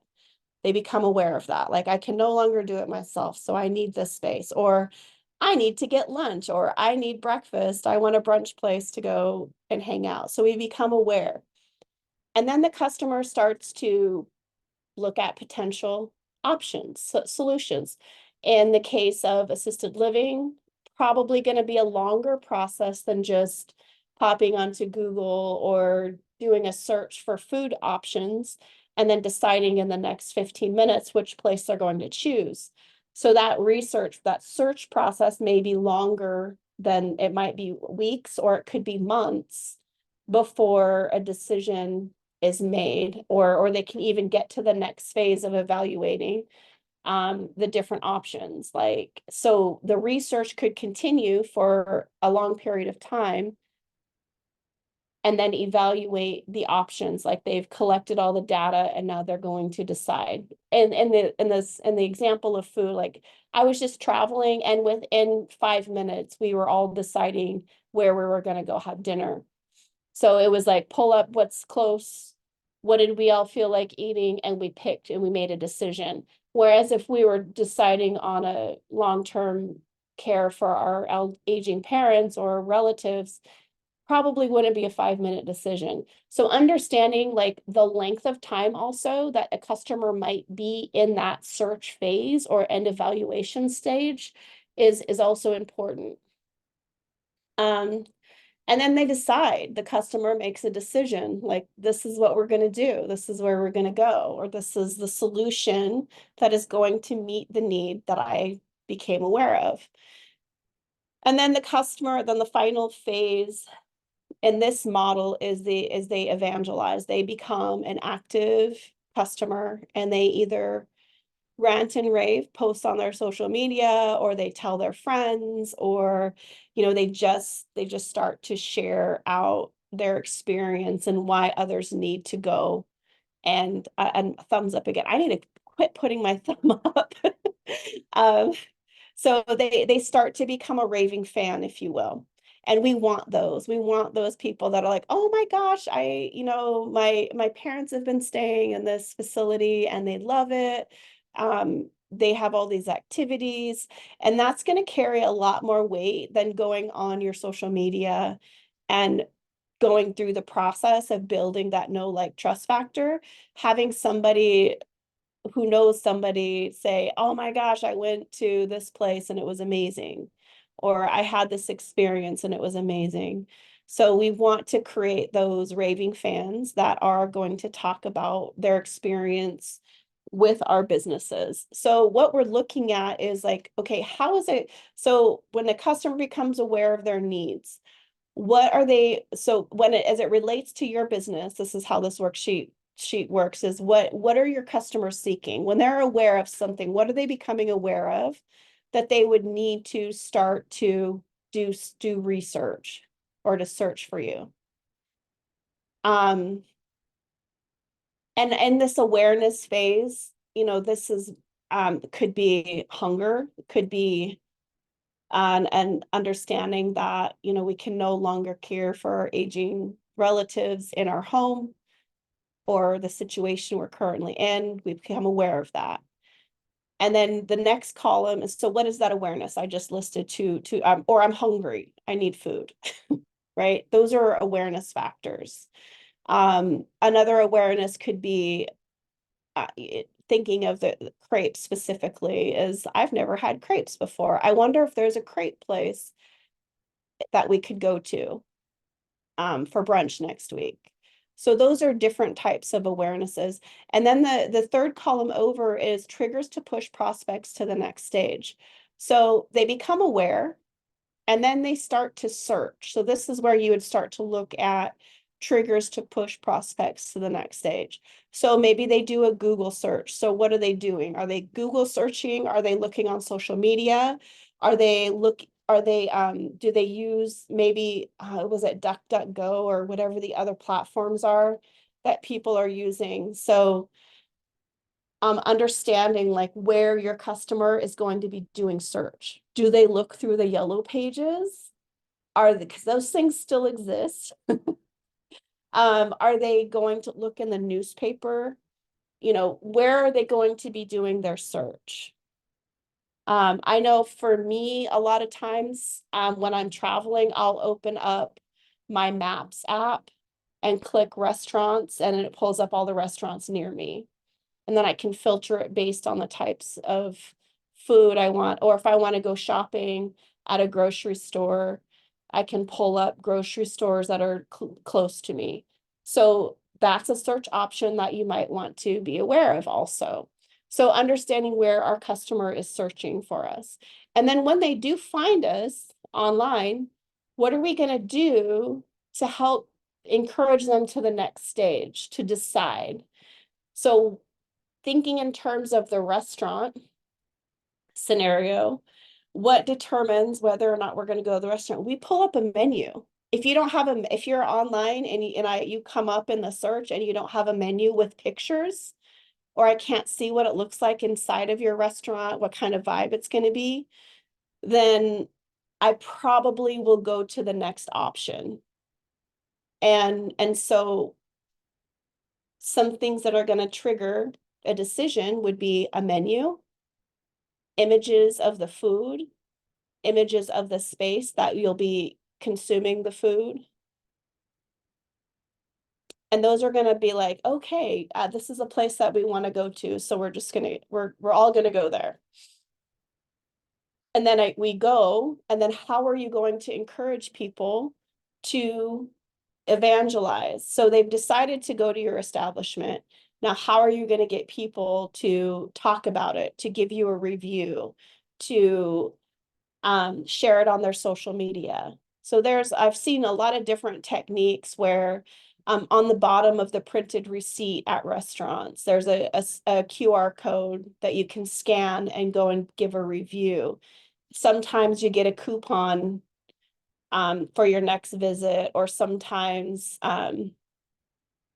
you know, so there isn't always an offer, but sometimes there is. And, you know, I would encourage just to get people to give you genuine reviews without an offer first.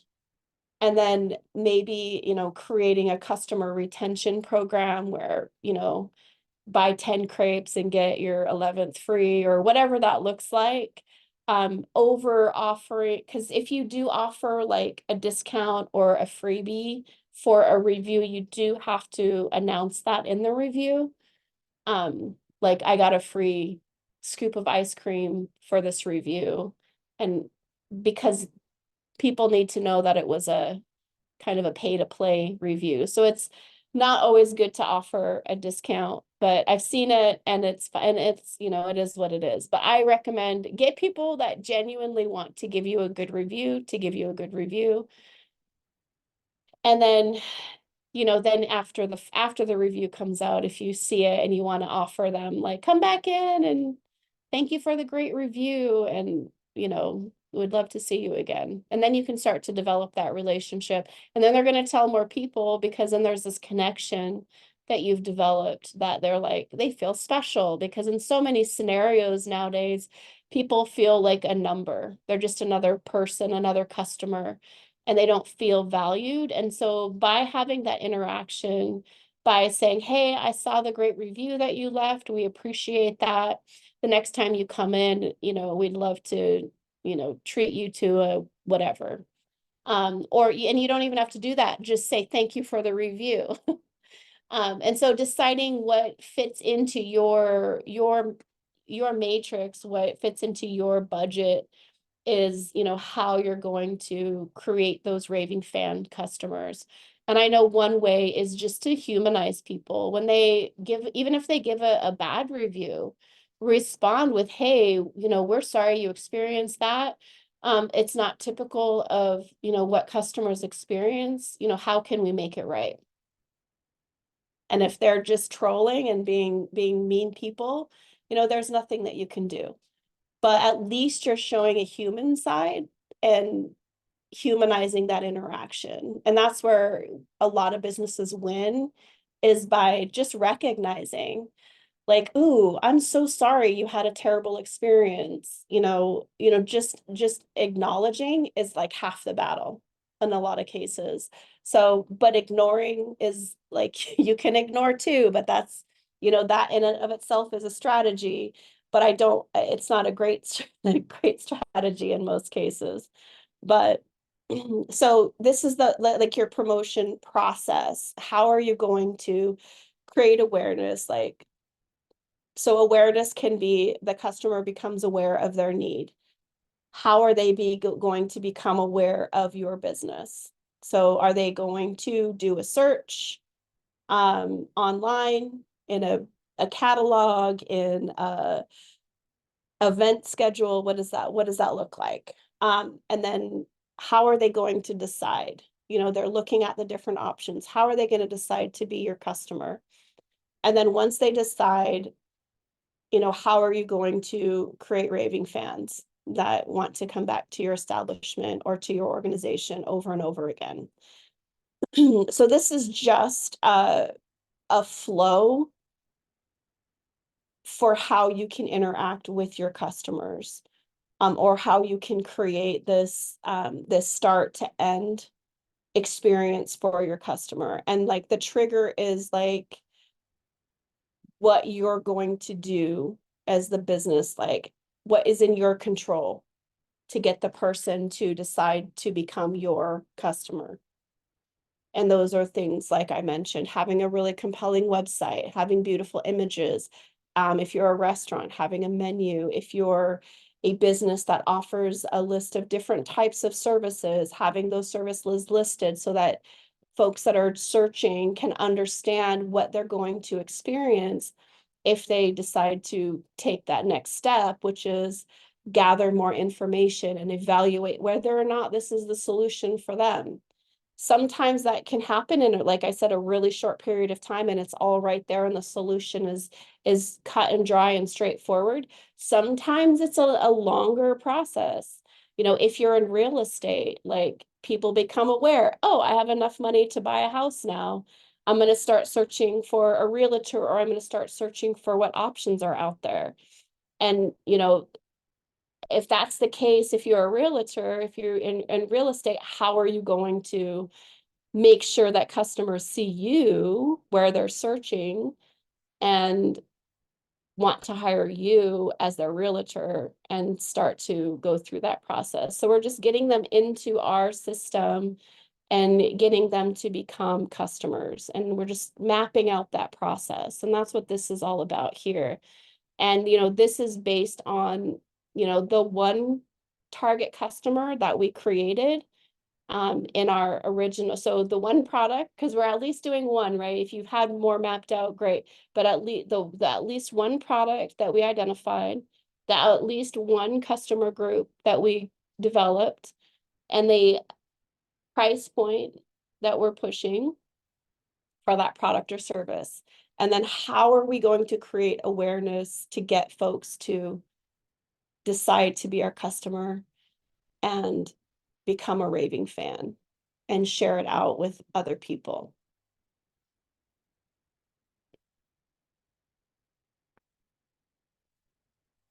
Does anyone have any questions about this process?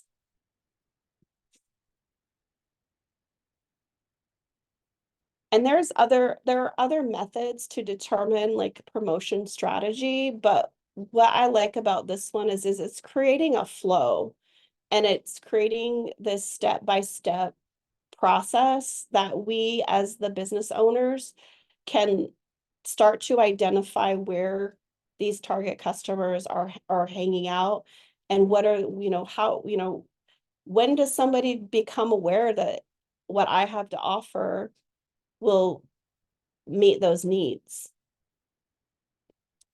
Is it when they get hungry, when they realize that they don't have the capacity to continue to take care of their aging family members?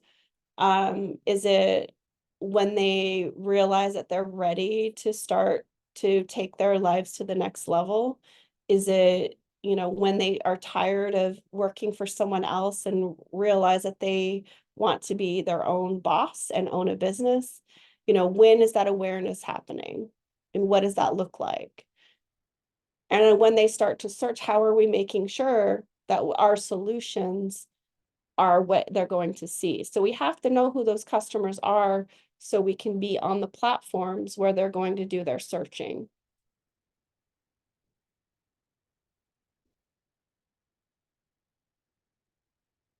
And if you're in Carlos's example, if you are targeting tourists, you want to know where tourists who are not familiar with the community, where are they going to search for food options?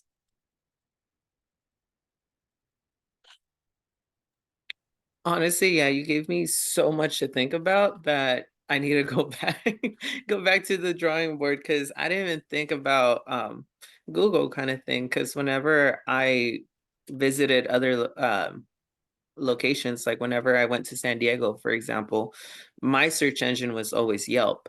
But what I noticed up here on the north side is they don't really use Yelp. Yelp is not as dominant here. It's more Google or Facebook kind of thing.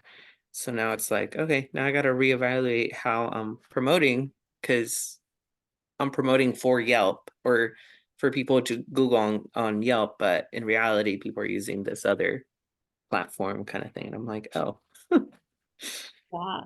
yeah, a No, lot. for sure. And well, and another thing too about food places is a lot of people look on your Instagram profiles because that's where they're going to see cool pictures of your food. I know that's me marketing because, and I eat out a lot when I travel. So that's usually the next step. If I go to the website and I'll look at their Instagram to see like what they're getting tagged in and what their food looks like and all that to help see the vibe even more. But yeah.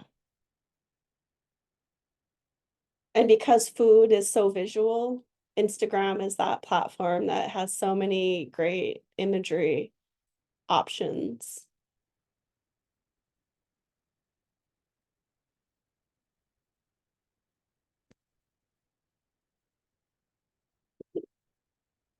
All right, so we are right at 11:22 or 23. And I did want to give us a lunch break. So so what I'm going to do is we're going to do a combination work/lunch. So we'll come back at, I'm not talking to you, Siri. So 11:23, I want to give a half an hour. So we'll come back at noon. So you have an extra 7 minutes to also do some of the promotion ideas and work through how you might promote. And this isn't the end of promotion. There's a little bit more that I want to add in. Awesome. Any questions before we go to lunch? So we'll be back at 12. I'll get started right at 12 and finish up the rest of the day. Okay. And you can keep your Zoom open or you can log out. And then we'll let you back in if you need to like go away.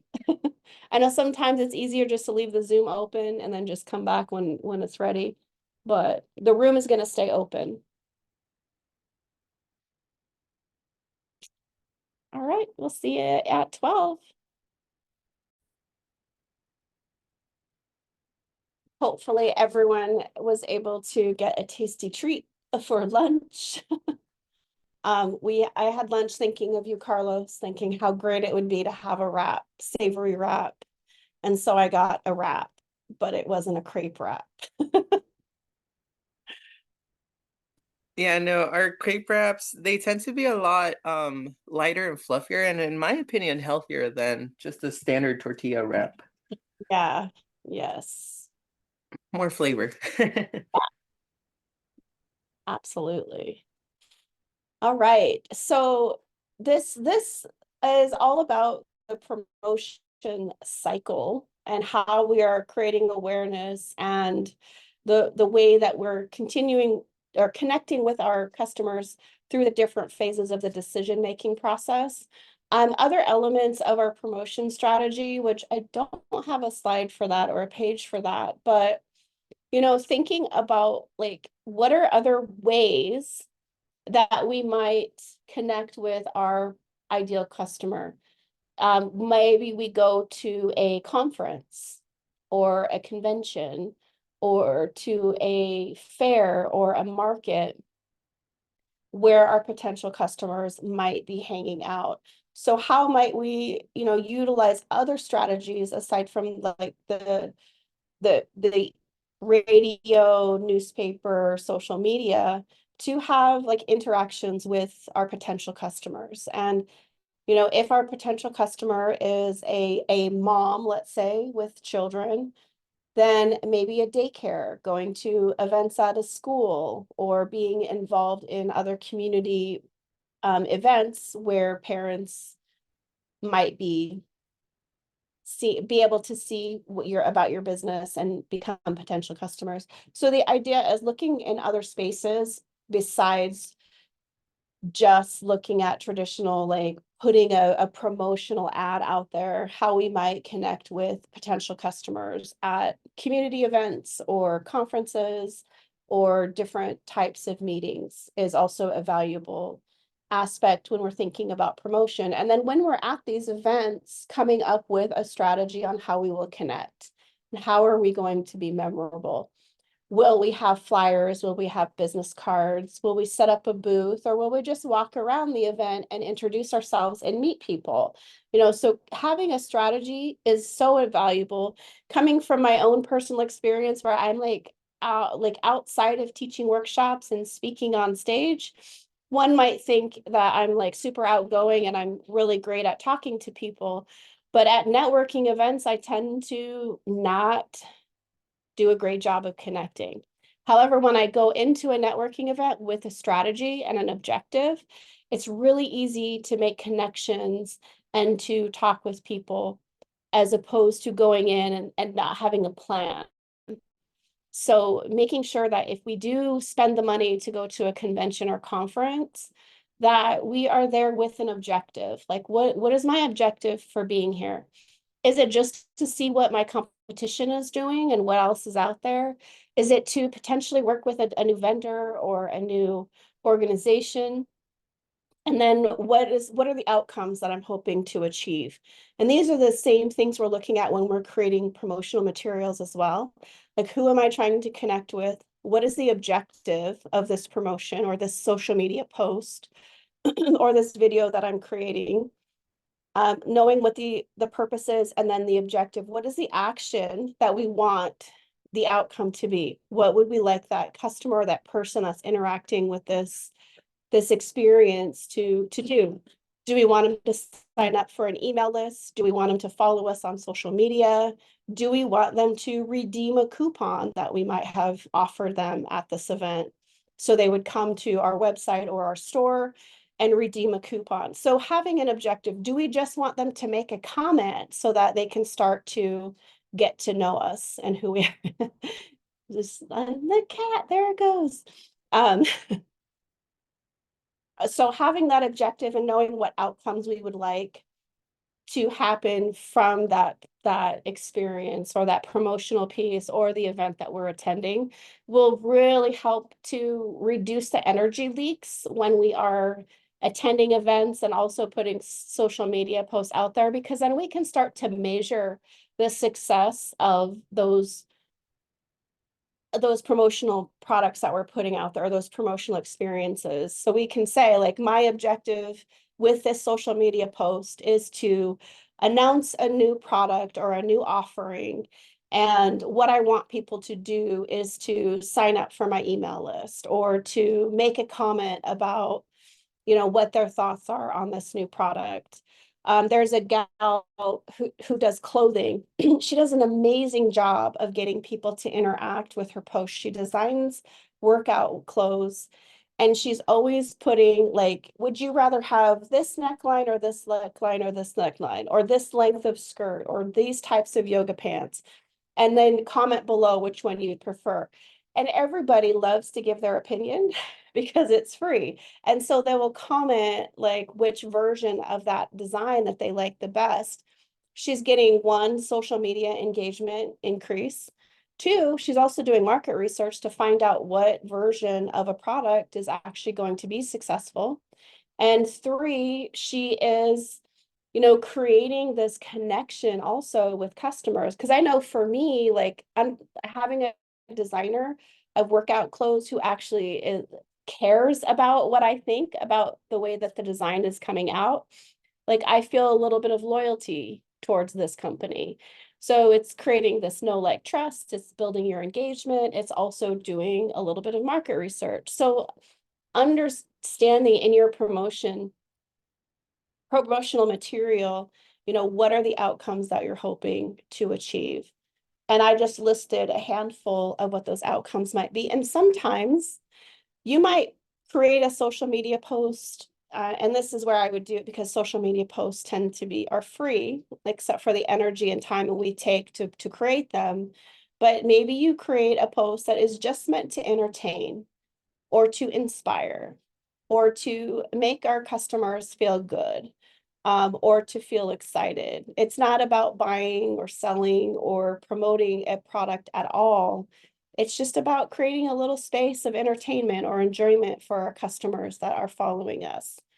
And also when we're doing that, we want to make sure that it is in alignment with the brand, with our message, with our business. It's not just random things. There's a ton of funny things out there, but not all of it relates to what we offer in our businesses. Which brings us to brand strategy. Before we get into brand strategy, I just want to do a quick check-in to see if anybody has questions, comments, updates, any aha moments while we were on lunch. I just wanted to wrap up that promotion piece before. Are we good to go? Okay. Awesome. So brand strategy, this is outside of the 5 Ps, but it's also an extremely important and valuable aspect of when we create that clarity around, what am I selling? How much am I selling it for? Where am I selling? Who am I selling to? And how am I going to let them know about it? So once we know that, another layer on top of underneath or on top of wherever you want to place it, all of those aspects is, what is my brand? What is my purpose? What are my goals as this business or as this brand? And what is my mission? And what are the values that I hold dear? And I would almost start with, what are the brand's values? What are your organizational or business values? What's important to you? And instead of like, quality product, timely service, like those things that we hear all the time, like what at the core really matters to you most? People feel like they're safe, comfortable, warm, inviting, though like a lot of what Carlos described in your one of the statements that you read, I can't remember which one it was, but you shared so many core values for your organization, like having people feel like, they're snuggled up in a warm blanket, it's warm, it's inviting. So what is the core value at the root of those feelings about that? And so when we can identify, there's a lot of empty slots, but this is just meant to be a brainstorm space where you just write down all the things that come to mind. And then you start to clump them together and create a single word or phrase that represents that grouping. For example, if you have like warm blanket, sunny space, friendly service, all those things kind of all relate to one singular value, and which is like a family atmosphere or whatever it is for you. I just threw that out there, but you can, put those together. They're different, but at the end of the day, they're defining one singular value. And so a lot of times we'll list like 30 different things that are important to our business or organization. But in reality, those 30 things are just describing 3 or 4 key values. And so once you finish that list, just looking at ways that we might condense that so that those words and those values have more impact and they have a broader meaning besides just those singular things. And then, you know, once you know what the values are, what's important to you as an organization, then you can start to look at, okay, based on that, what might my mission be? What are we here to do? And one of the ways I like to think about mission is get into the mindset, like really root in with your values and who you are, and then sit back and think about those values and what it means to you, and then ask yourself the question based on those values, I'm on a mission too. And thinking in terms of your business, not like, and this could be a life mission depending on what your business is, but it could also just be by opening and starting this business, I'm on a mission too.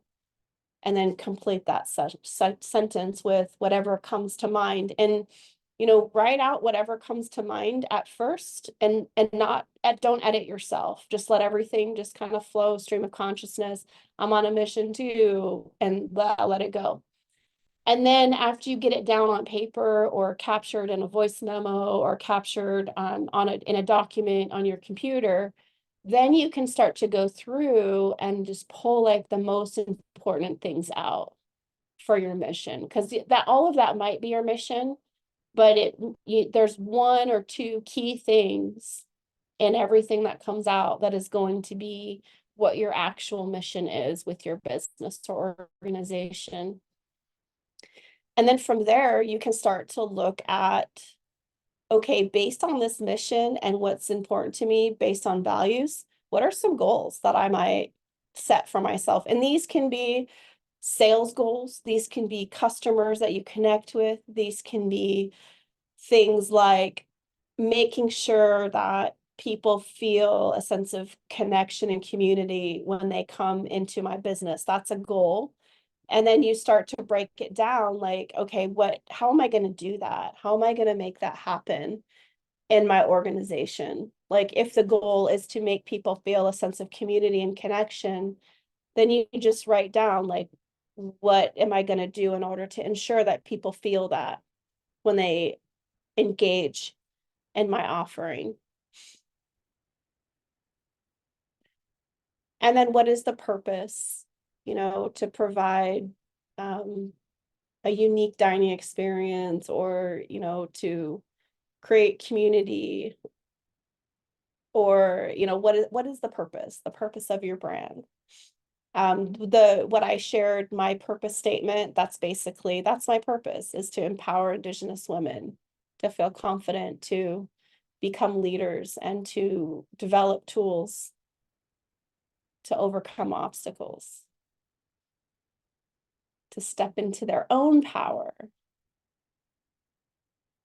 So what is your purpose? And it doesn't have to be, it could be simple. It can also just be, my purpose is to just provide a beautiful space where people can come together and feel safe and cared for. And, you know, I'm thinking of assisted living or fed. So all that plus, you know, feed their souls. So brand strategy, other elements of brand that aren't listed here that are more individual is how you show up in spaces as a leader of your organization or business is also part of your brand. So as much as we would like to be like, well, my business is completely separate from me, you know, what does my personal life have to do with my business? I'm sorry, but you as an individual has so much to do with your brand as an organization or a business, because we can look at big organizations and the head of those organizations, we look at their personal character to decide many things about that organization. So we as individuals, the owners and operators of our businesses, are part of the brand. And I'll share a story. A couple years ago, so I teach yoga classes, and I pride myself on being on time, being punctual, and showing up and being pretty good at communicating things that are coming up. And so my yoga students all know that I rarely cancel classes. I've never canceled a class up until that point. I always show up. I'm always on time. I'm always or early. And so a couple years ago, my appendix burst, and I didn't know. I thought I had food poisoning, and I was so not well that I couldn't even get up to like send a message to all my yoga students that I wasn't going to make class. And instead of everyone saying, oh, whatever, it's just Roxanne, she's flaky, she's always like just not showing up, so it's just her being her flaky self, all my students messaged me, and every single one said, I hope you're okay. I know something pretty serious is going on for you to just not show up. And and I'm, praying for you, or whatever it was that they said. But basically they were acknowledging the fact that it was off brand for me to just to ghost, just to not show up. And so, those are important elements when we're thinking about our brand and who we are and how people identify with us and who we are as a business owner, because that trickles down into our staff. It also trickles down into our customer experiences. So we always want to be really aware how we're showing up in spaces. And so who we are is also part of our brand. How we represent ourselves and how we talk to people, how we interact with our customers is also a part of our brand. So if you have a personal social media page, just know that what you're putting out there on your personal social media is also being weighed into the facts about your brand. So we have to be really mindful of how, we're showing up in our communities, because that's our reputation, if you will. I do air quotes because, reputation is part of your brand, and what people's expectations will be for you based on those elements. So any thoughts, any questions about brand strategy?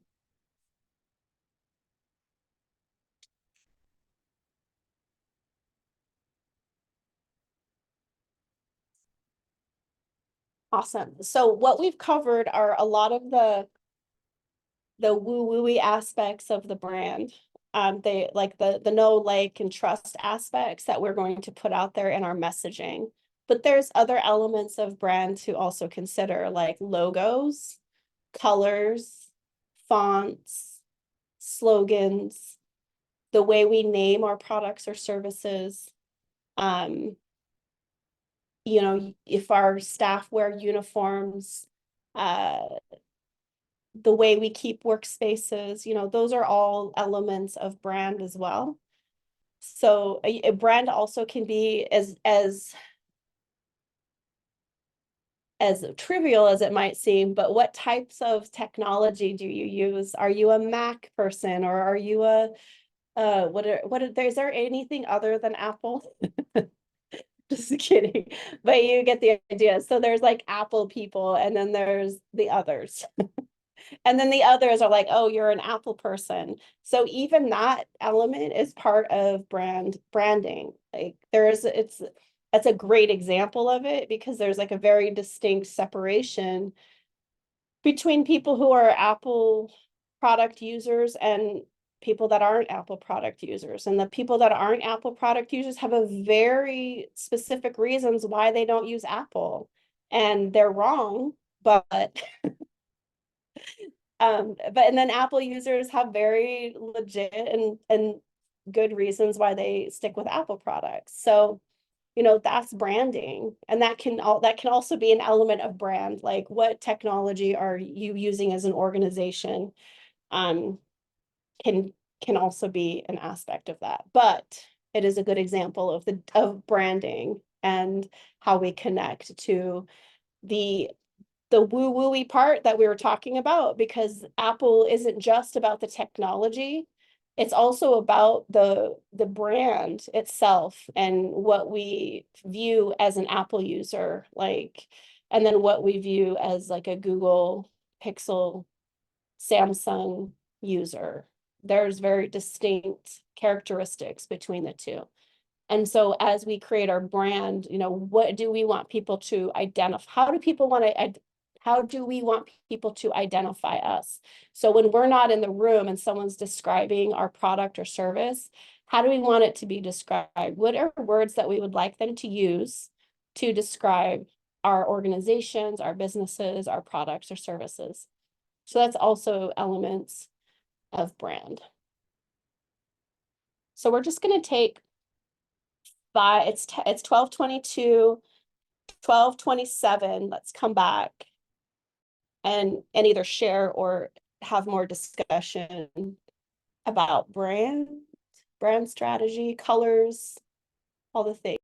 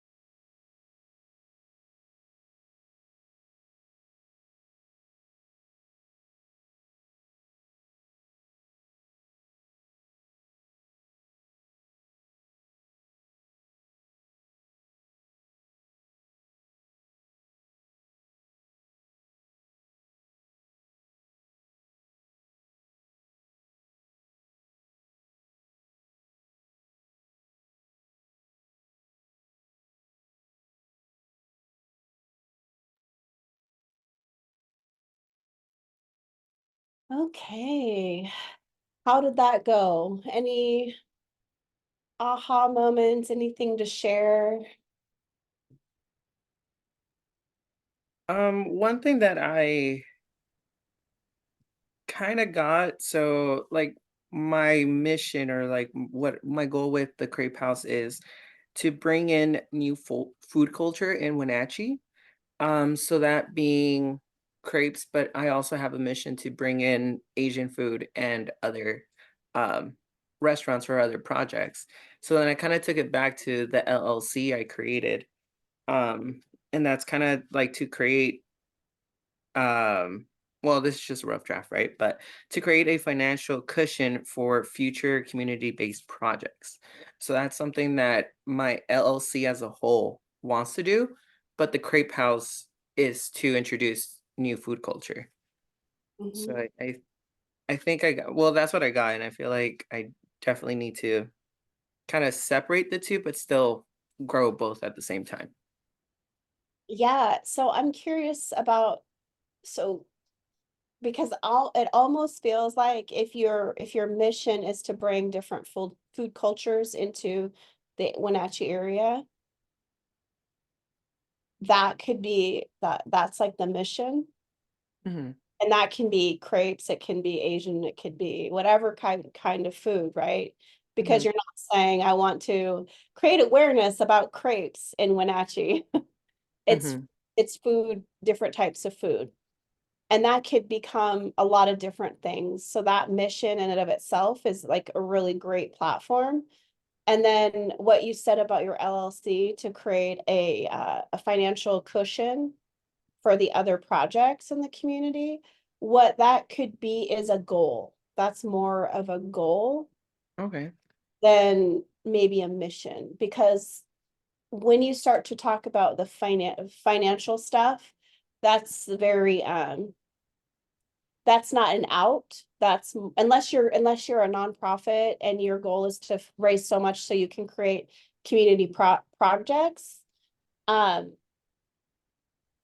financial goals tend to be more financial elements tend to be more goals for the organization than missions. Does that make sense? Hmm. Okay. Hmm. So that would be a really good goal.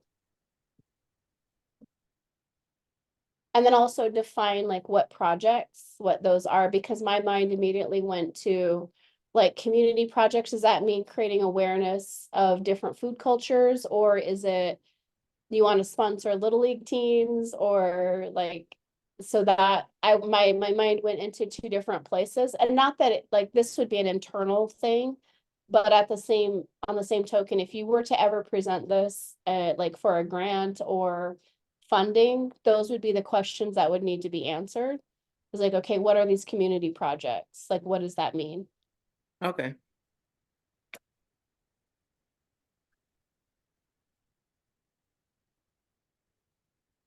Awesome.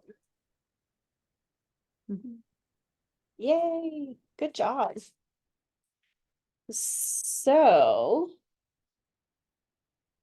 and you have a logo already, Carlos? Yes, it's basically me. Me Yeah. and everything. I think I saw, because I did look up your business online and I think I saw your logo. Let's see if I can find it.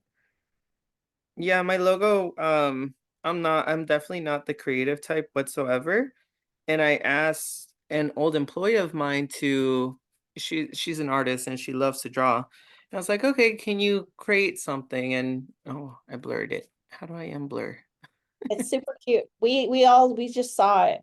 Oh, okay. I, Yeah, and yeah, she came back with that drawing in like less than 20 minutes, and I was like, that's it. I'm done searching for the logo. that's awesome. Hmm. Yeah, it looks good. And just another thing, like I guess I want to tie in with my branding is local, using local artists, local food sources, local suppliers and stuff like that. Yeah, no, that's great. Mm. And that could be under like brand goals, is to like use local vendors. Mhm.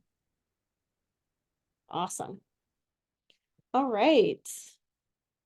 So vision and mission, everything that we've been talking about, like is funnels down into like, what is your vision for your business? What is your mission? We talked a little bit about mission already. But the vision is like the big picture, the like where do I see this going? How do I see it impacting the community or my employees or my customers? And then breaking it down into, okay, in order for this vision to become reality, what are the things that need to come into alignment, or what are the actions that I need to take in order to achieve that vision? So this is where it's like goal setting, but it's a vision instead of goals, which is basically the same thing, but we're thinking big picture and how we want the organization, the business to grow, and then breaking it down into, in order for that vision to become reality, these are the things that I need to begin to do in order to make that happen. So if you were to think of like big vision for your business, what does that look like? And that's like in alignment with what you said already, Carlos. I'm using you as an example because you're sharing a ton and it's great. Your mission to bring more food culture into the Wenatchee area. I don't remember I think that's close to what you said. But so that would be your mission statement. My mission is to, expand the food culture in the Wenatchee area. Things to remember, like what are some things that you might need to take into consideration as you're expanding into different types of foods, or, as you're branching out into different communities. Are there cultural practices that you need to be aware of?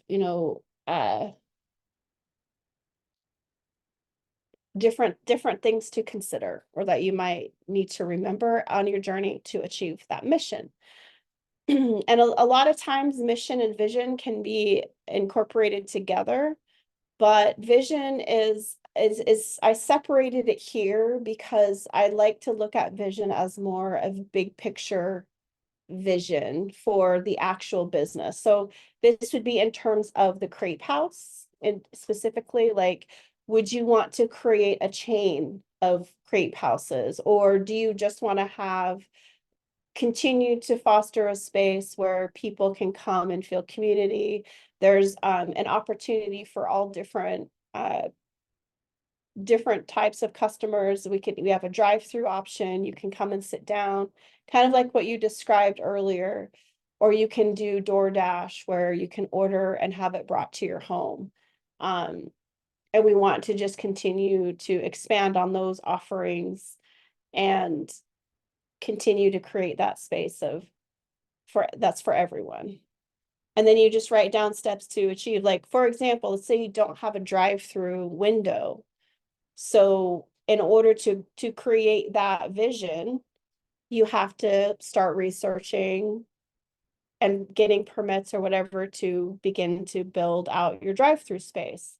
And what do you need for a drive-through? Are people going to order at the window? Is it going to be like Starbucks, where you order at a voice thing and then your order's ready when you get to the window? So, creating all the steps in order to make that vision a reality. And that's why a vision is very much like goal setting. But sometimes when you say goals, people freeze.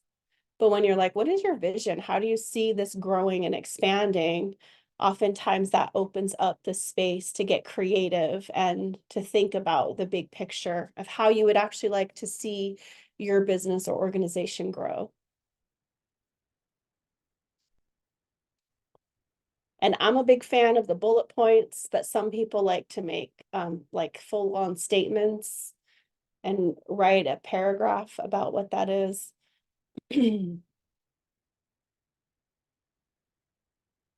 So we're going to take, it's 12:37. Let's take I want to say 10 minutes. Let's say 10, but if you finish before 10, then just signal that you're done. So that would be 12:47. But mostly focus on that vision, how you see things growing.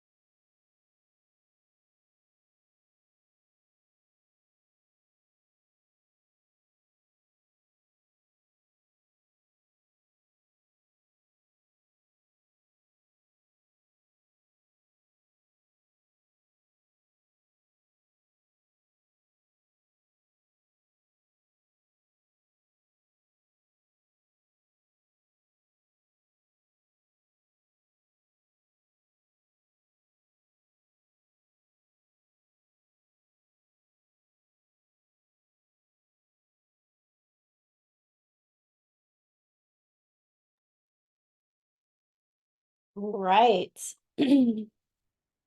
So what are some visions that we might share?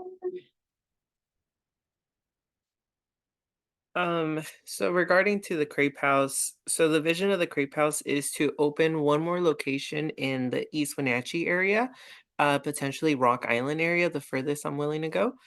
And only offering sweet crepes with coffee kind of thing. That way we don't take away from the main location. From that, the goal that we've talked as a family kind of thing is to franchise the Crepe House. Um, yeah, giving an opportunity to other future business owners to have an opportunity to own a business and to learn aspects of a business. You know, just like a starter, I will say, but something that we know that we've built the brand, the name, the recipes, the everything, and that we can expand all over the Pacific Northwest. Awesome. Hmm. That's fantastic. That's a good vision. Hmm. And then eventually going international, but that's later. The International Crepe House. Yep, yep.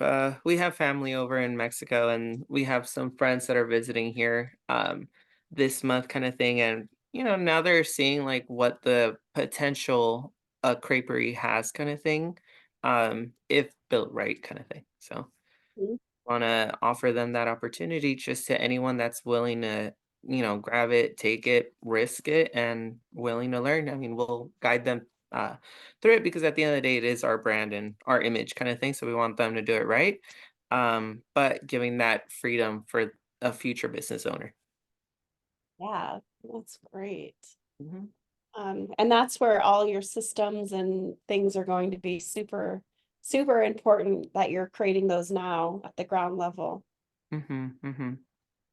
Yeah, Beautiful. especially that business plan. Like we need to have it fully like obviously there's always going to be edits and stuff like that. But at least a good foundation that it's like, here you go, here's like your Bible now, run it kind of thing.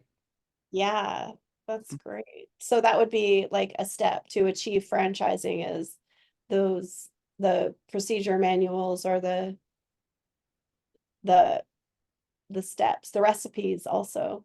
Hmm. Hmm. And then like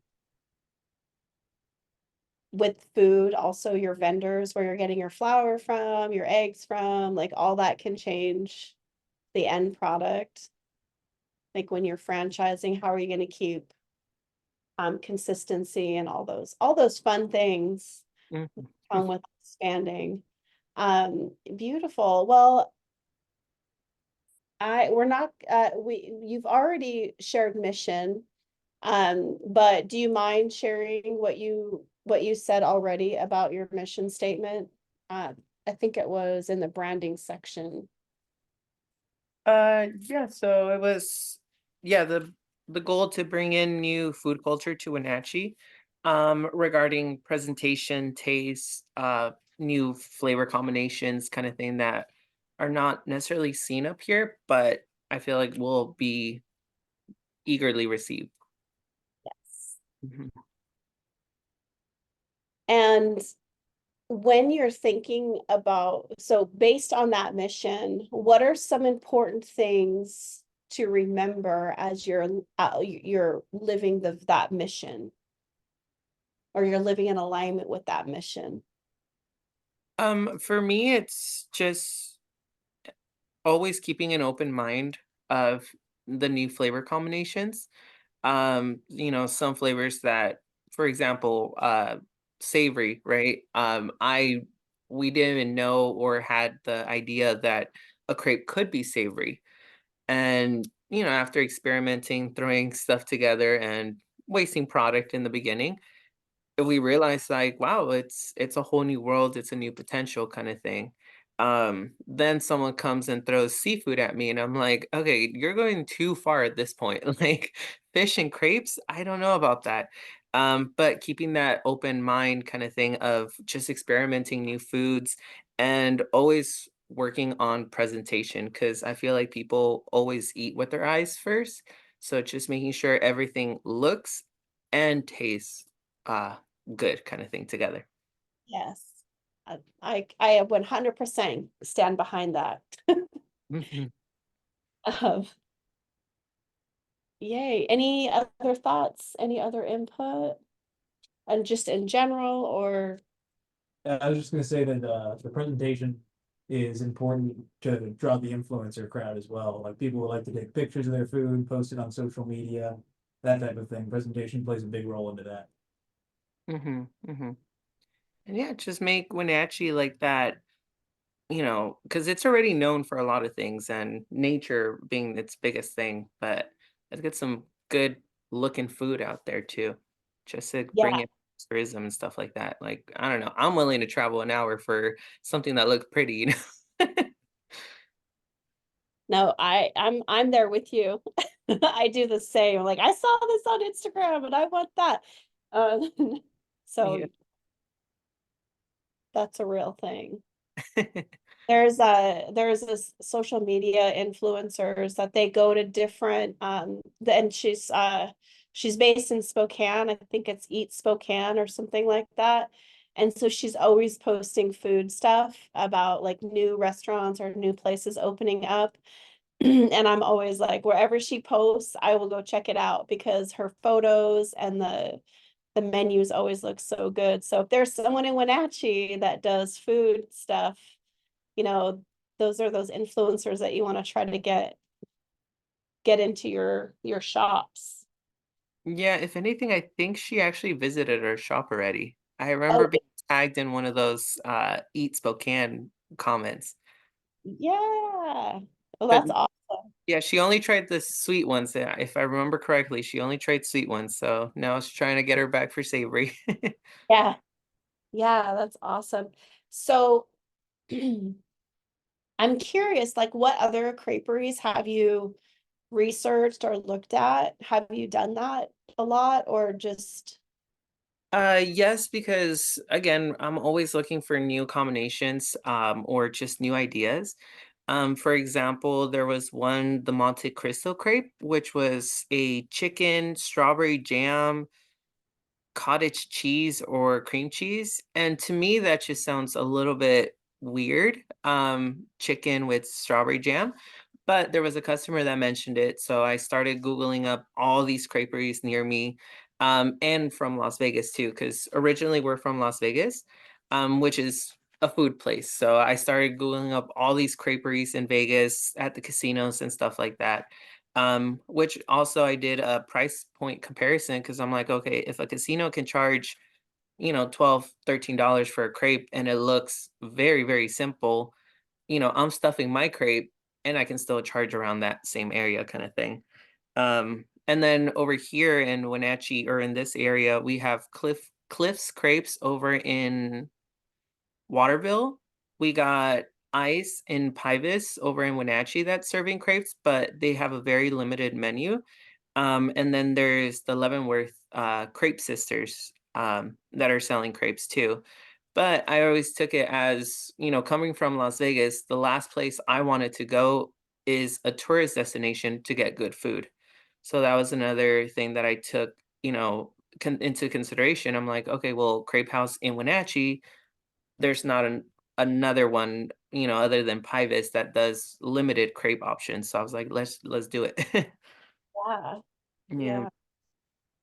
But Uh, Cook's Crepes, we were actually gonna open the same date, which I didn't know. I didn't know who he was until I saw it at Wenatchee World, posting that there's a new creperie in Waterville, and I'm like, oh damn. Luckily, city took a little bit longer with my permits, so I managed to open a month later. But initially, we had the same target date and everything. yeah, that's because I was looking up and I saw the House of Crepes, which is El Compadre. Um, let me see if I can find it again. Which I thought was close to you. Grape House Wenatchee. So there's yours. Oh, it's in Kennewick. Oh, is it Kennewick? Okay, I thought maybe, I thought for some reason it was closer to you. But yeah, there's also the two sisters Mhm. place. There's, I think that they must be in Leavenworth and Spokane. Oh, mhm. But if you look at their menu, Crepe Cafe Sisters, they are in Spokane. They have Kendall Yards, and so they have two locations, but their menu is really good, and you could possibly get some good inspiration from their menu. Because when you were talking about the strawberry sauce, they have one that's ham with strawberry sauce. Mhm. Oh, they do have one in Leavenworth, so it's the same. But they have the Spokane, they have a food trailer, and then Leavenworth. Oh, wow. Yeah. Okay.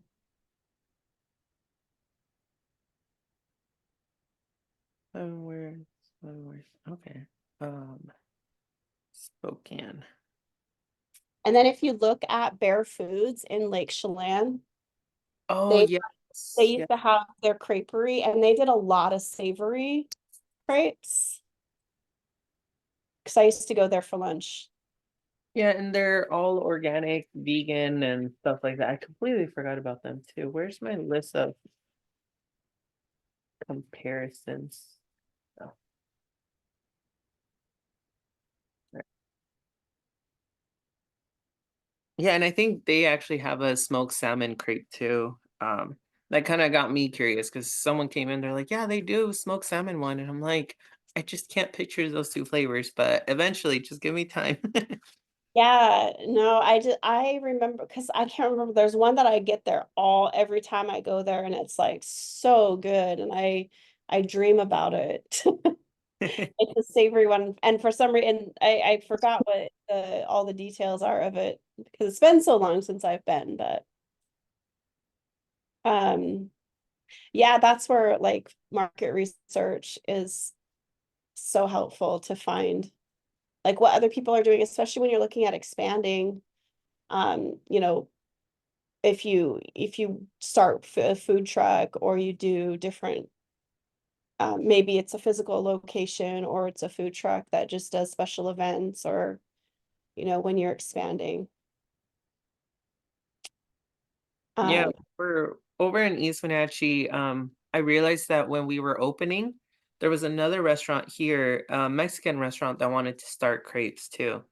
Um, Sadly, apparently their crepe maker left, so they contacted us to buy their equipment, and we quickly said yes because we're like, just in case. yeah, But that's when I realized East Wenatchee needs something too over here because even though we're together, I mean, I don't know. For me, last thing I want to do is drive, a little bit further just for food kind of thing. So, making that convenience for people.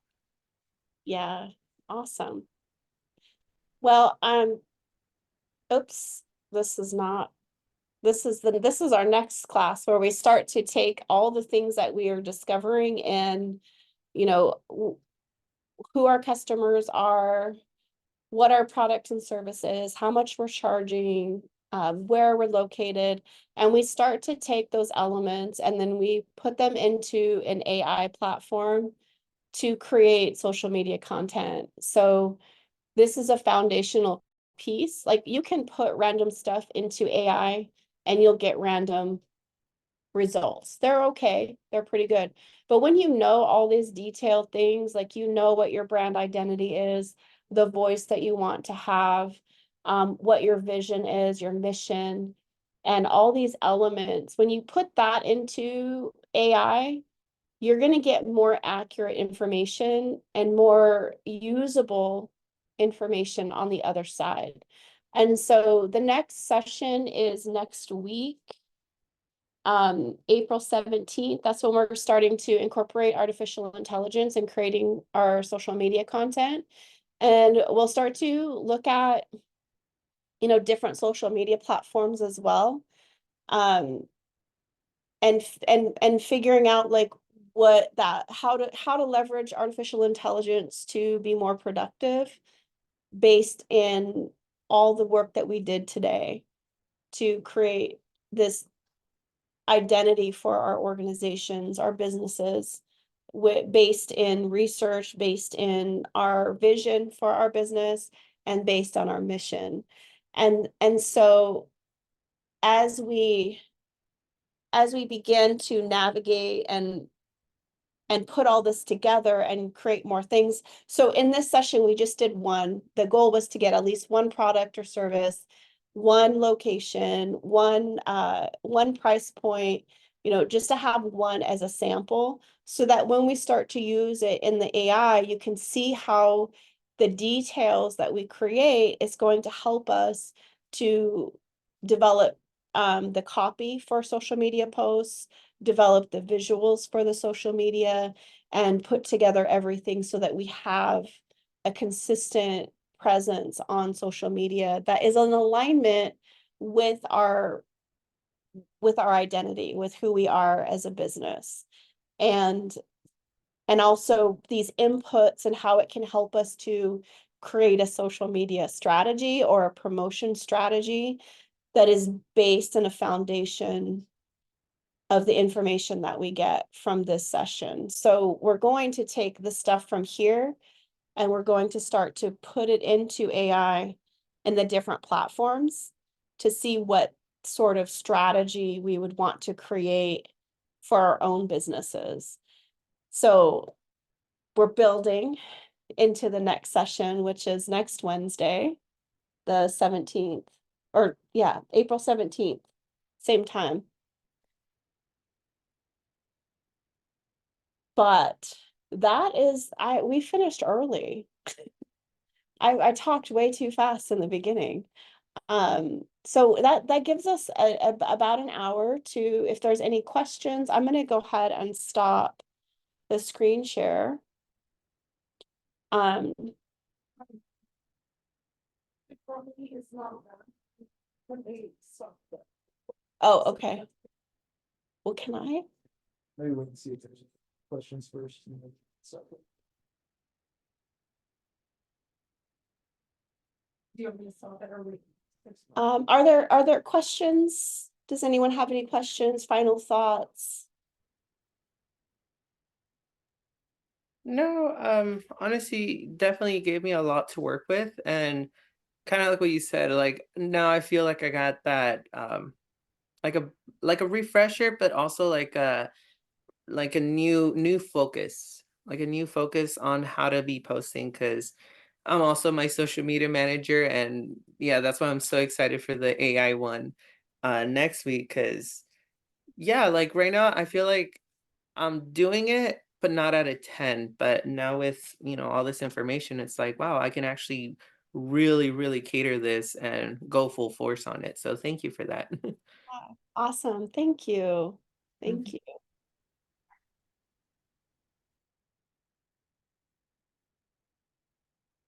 All right. Well, if there is no other comments, no other questions, I know how precious time is when we're business owners. So I don't want to just keep you here for the sake of keeping you here. So if you want to go, you are welcome to go and log out.